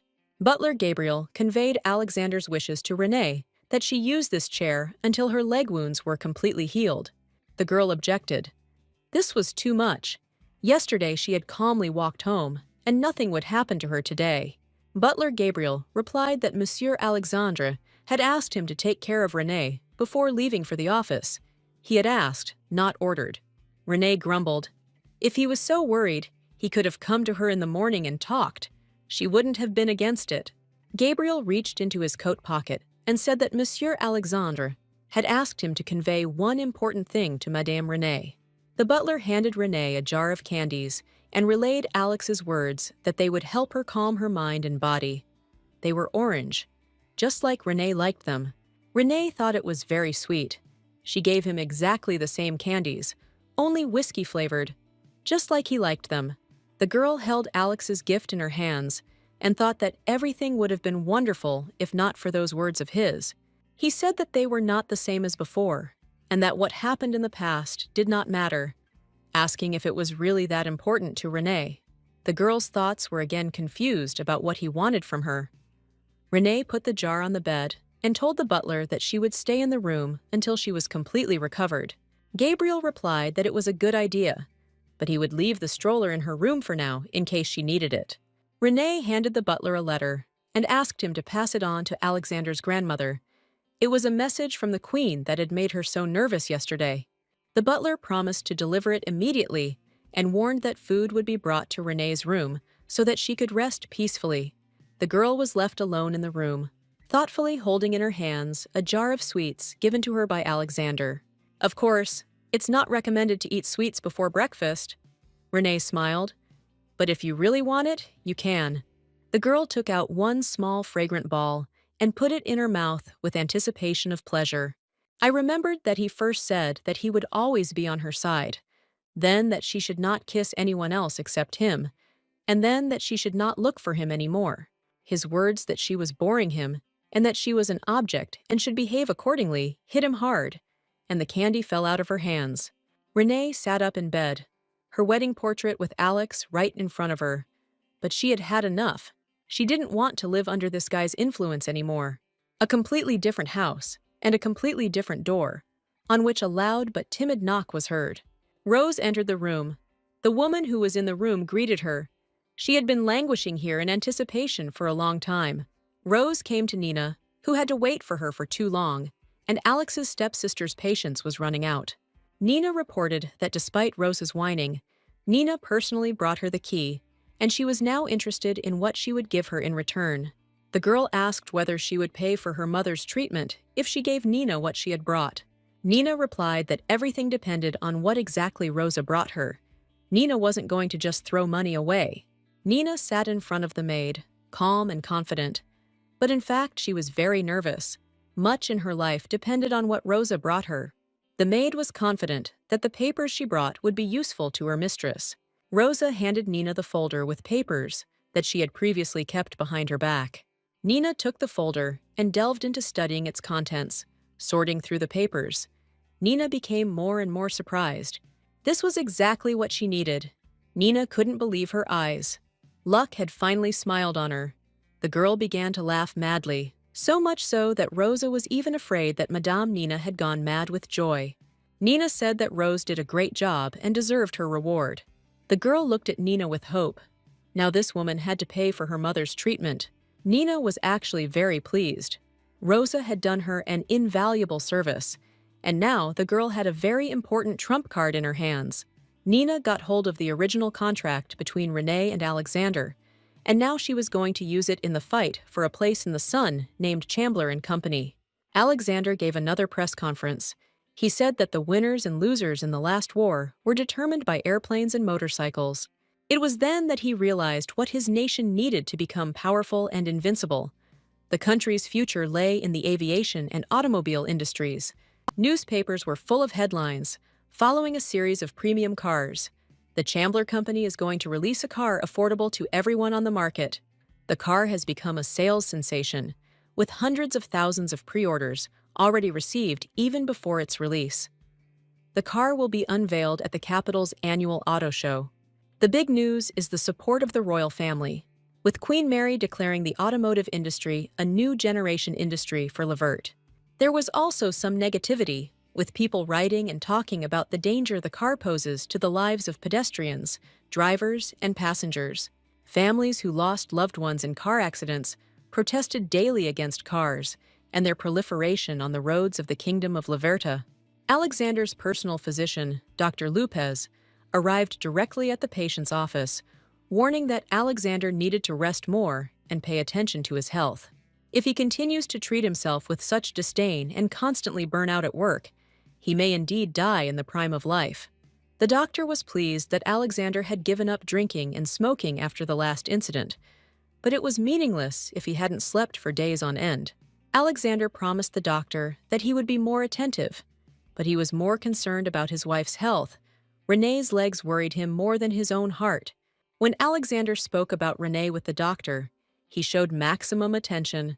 And now he was all ears. Dr. Lopez replied that his wife was perfectly healthy and that providing her with a wheelchair to move around in was too much on his part.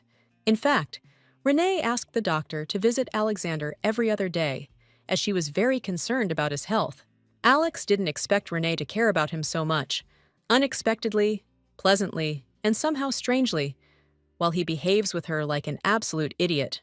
Dr. Lopez checked his patient's headache pills and told him it was time for him to go. On the way out, Lopez remarked that if Alex didn't plan to leave his wife a widow, he should stop acting recklessly and think more about himself. The doctor left. Alexander was left alone in the office. A rare moment of peace and quiet arose. And as always at this time, various thoughts crept into his head. Alexander twirled the bottle of pills in his hands. His head didn't hurt yet, and he didn't see the point in taking this medicine. His hand habitually reached for the cigar box. For a while they had brought him some, if not physical, then moral comfort. This box no longer contained cigars, it contained candies, and their supply was constantly replenished by the secretary, on Renee's orders, and with Alex's tacit consent. The small sweet ball went into the mouth. The pleasant taste not only brought pleasure, but also gave strength. Alexander asked himself when it happened that he stopped reaching for the headache pills that he used to take out of habit, and what happened to him that he stopped refilling his cigar supply after Renee threw them out. The bottle of his favorite whiskey had been gathering dust in the cupboard for a long time, and Alexander had no desire to open it. The owner of a large automobile company wondered what was really happening to him, and whether he was really beginning to believe in the possibility of happiness. Renee, it's all her. She has such a hypnotic effect on him, or rather her words, that if he wants to drink or smoke, he should eat one of these candies.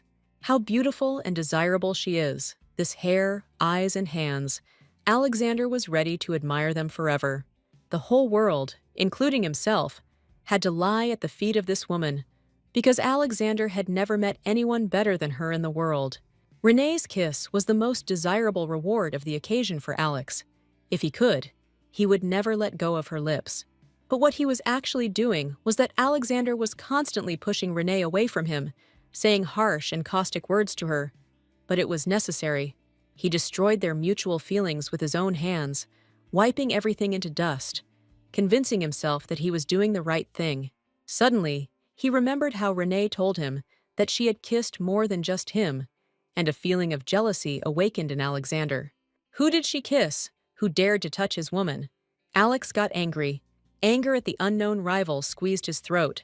His fingers squeezed the arm of the chair so hard that it creaked, which brought Alexander back to reality. What a fool he is! And what right does he have to think about this if he doesn't plan to connect his life with this woman? Alexander was the first to push away her gentle hand, and constantly demonstrates his coldness and disdainful attitude. Their first meeting after many years of separation was cold, and this was, first and foremost, Alexander's fault. Renee then asked if he really wanted to see her. Alexander could not deny it.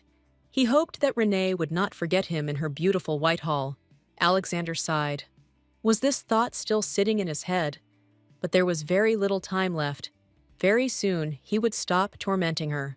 Renee decided to take a little break and invigorate herself with a cup of aromatic tea. She finally went back to work after that incident with the pickpocket.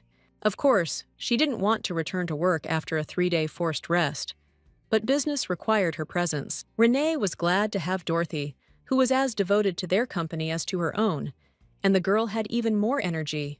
Dorothy was incredibly happy with the news that they were offered to open a department store in the neighboring country of Philips. This was a great expansion of their soap abroad. Dorothy was devastated when she learned of Renee's case, but she returned to work within 3 days, and with such incredible news. Dorothy had no time to waste. She immediately set about inventorying and supplying the new department store. Renee tried to calm her down, but Dorothy had already run off to the warehouse, and Renee had left behind documents for her to read and sign. Renee prepared to study the piles of accumulated papers, and thought to herself that she was very lucky with Dorothy. She was simply a wonderful employee. Suddenly, there was a knock on the door. Without waiting for permission, Nina entered Renee's office and noticed that Renee was having a good time. Renee didn't expect to see this woman in her office and asked in surprise what brought her to her office. Nina replied that Renee had settled in well, a provincial girl with an office in the capital, in a prestigious area, opened with other people's money. That was great news. Nina stated that Renee has no conscience or honor at all. Only Nina knows this, but very soon it will become known to the whole public. Renee firmly and politely repeated her question about why Nina had come to her office and what she wanted. Nina replied that she was curious to see what Renee was spending Alexander's money on, and that was that company. And that was all Renee was capable of. A sad sight. Renee replied that Nina was speaking rudely to her, but she clearly remembered asking her to be more polite to her and those around her. Nina smirked and said only 2 words. Marriage contract? She expected Renee's face to change, and she would become confused. But that didn't happen. Then Nina showed Renee a folder with papers and said sarcastically that now she knew why Alexander chose Renee. Nina solemnly shook a folder of papers in Renee's face, but for some reason, this did not make the desired impression on the girl. However, Nina continued to insist that Renee dared to consider herself the mistress of the Chambler house by signing such a contract. What does Renee think will happen to her and her reputation if Nina makes these papers public?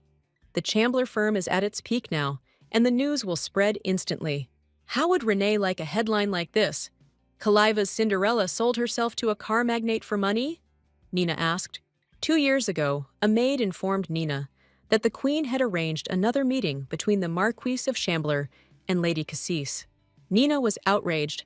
She was aware of the Queen's matrimonial plans, but she hoped that the Marquise would not follow Her Highness's lead. The maid reassured her mistress that, of course, the Marquise had refused to meet the Queen's niece. He had completely different plans for his life. Nina was worried that the Queen had recently been trying hard to bring Alexander together with her granddaughter and must be trying to become his business partner. Nina was sure that if Alex had simply taken her with him to banquets and balls at the royal palace, His Majesty would have left him alone. They reported that the Marquise had returned. Nina, delighted by Alexander's appearance, jumped up and quickly ran to meet him. Nina rushed quickly down the corridor and dreamed that now she would ask Alex to take her with him to the reception. He must have already been tired of the Queen's pressure. Nina came down the stairs in a great mood. She greeted Alex and asked if he was tired today, but then her gaze stopped on Alexander's companion. Next to the object of her desire stood a young and very beautiful girl. Alexander rather frivolously hugged this woman by the shoulder. The whole appearance of this couple indicated that they were not strangers to each other. Nina looked into the girl's eyes and realized that she not only had a rival for Alex, but even then she felt that she was losing. Nina stopped dead in her tracks and asked in a sharp voice, addressing only Alexander, who this woman was. The answer didn't surprise Nina at all. She had predicted it, but it didn't make her feel any better. This scumbag became Alexander's wife, and when did she manage to do it? This was Nina's place. At least that's what she had long believed. No one dared to take it, but this Cinderella from Kaliva dared. Alexander always looked at her with such a penetrating and tender gaze, but Nina was sure that this was unfair and that he should only look at her like that. At the wedding ceremony, watching the newlyweds kiss, Nina wondered about the reason for the marriage. There was no way Alex could fall in love with this woman. The contract that fell into Nina's hands made everything clear to her. She was sure that Alexander could not love anyone but her. Nina learned that the contract was for 2 years, and that in exchange for Renee becoming Alex's wife, he would sponsor her shelter and pay alimony after the divorce. Most likely, Renee took advantage of the fact that Alexander was tired of the Queen's pressure, and this thief snuck up on him like a hyena and grabbed the Chambler family's money. She also managed to kick Nina out of the mansion, but now she will get rid of this woman and will again take her place next to Alexander. That's exactly what Nina thought when she showed Renee the stolen documents. Now Renee Hazelin must leave the Chambler mansion. Nina accused Renee of marrying for money, and that she should have just quietly used the money, but she dared to act like the mistress of the house. Did Renee really think that if she was called a lady, then that was what she was? Was it in vain that she took on so much? Nina screamed that Renee was a fraud, and if she did not leave the Chambler family mansion immediately, Nina would report her actions to the queen. Renee listened attentively to her guest's tirade and asked what kind of nonsense she was talking about and on what basis she had made all this up. Nina flared up. Did Renee not understand the situation she was in? The whole country believed in the love of Renee and Alex. Does Renee really think that the queen, who tried to marry Alexander to her granddaughter, will leave Renee's actions unpunished after learning about it? Nina was sure that everyone would talk about Renee as a corrupt woman with very large fees. Everyone will despise Renee, and her reputation will be destroyed, which means both her company and her shelter will cease to exist. Nina asked if Renee really didn't care if the newspapers would pay Nina more money for this information if the public learned about this contract. Renee calmly took the folder of documents from Nina's hands and said that she wanted to see for herself the existence of the document that Nina was talking about so emotionally here. The coveted folder migrated into Renee's hands. Nina let go of the documents from her fingers, already sensing that there was a catch. Renee opened the folder and rummaged through its contents. There was no marriage contract here, she declared. Nina had made a big mistake. Instead, Renee showed Nina a completely different document. It was a marriage certificate between Alexander Chambler and Renee Chambler. Renee asked if Nina had decided to write novels and was promoting her new opus to her, or how she should understand everything she had heard. Nina grabbed the marriage certificate from Renee's hands. It was the first time she had seen this document. But how did it end up in her folder? Nina couldn't believe her eyes.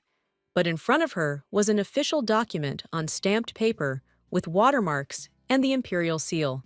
The girl screamed hysterically that Renee had changed the documents, but Nina couldn't figure out how she had done it. Renee praised her enemy. Nina was well prepared and pulled off a very clever move with a pickpocket attack and theft of the key. But Renee isn't stupid either. She discovered that the key to the safe was missing from her purse, but the money was still there. This fact was strange. Who in their right mind and sound memory would steal a key unknown to them? Only the one who needs it. Renee didn't have to think long about who the perpetrator was. There was only one option. Nina was planning another setup. The girl ordered the housekeeper to immediately find the maid Rosa, whom they suspected of having an affair with Nina. The search did not take long. Rose was not fired from the mansion after the previous incident and was found in her room doing something completely predictable. At this time, Rosa was packing her suitcases. She knew that she would soon be exposed, and therefore she was going to leave Kaleva as quickly as possible. Renee herself came to the maid's room and asked where she was going at such a late hour. Rose was in shock, so when asked if she had stolen the key to her safe, she answered in the affirmative. Renee felt sorry for this sweet and diligent girl, so she decided it would be better to find out everything herself. The maid fell at Renee's feet and burst into tears. She would never have gone against her mistress if it had not been for the circumstances. Renee advised Rose to tell her the truth today, and now, unless, of course, she intended to answer for other people's crimes. Rosa could have been blamed for hiring the thief and for the jewelry theft that Melinda had committed. Rosa must tell the truth. She stole the documents from Renee and sold them to Nina. Rose begged the lady to have pity on her. Nina threatened to throw her out of the mansion with a black mark, and the girl's mother was seriously ill. Nina was quite capable of carrying out her threat, and then Rose would have nothing to pay for her mother's treatment. Rosa asked to be forgiven, not to be deprived of her job and a piece of bread. She did this not for profit and not for herself personally. Except for her mother, she simply had no one else. Renee, like no one else, understood Rose's concern for her sick mother. She will never forget how her father, and then her grandfather, passed away. Renee will never forget his childhood despair. Her father asked her for forgiveness for leaving her so early. Renee sobbed and begged her father, no matter what he was dying, as if it were in her power to stop. Neither the little girl nor her father could postpone the separation. Renee felt compassion for the maid and decided that she would give her another chance. Now Rose would help her and stop Nina from harming her. Rose promised that she would fulfill any order of the mistress. In order to be forgiven and allowed to work, she was even ready to kill. Renee reassured the girl that it wouldn't come to that.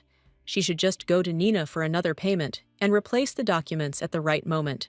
Renee promised that if Rose completed this task successfully, she would not only forgive her and leave her in the mansion, but also pay for her mother's treatment.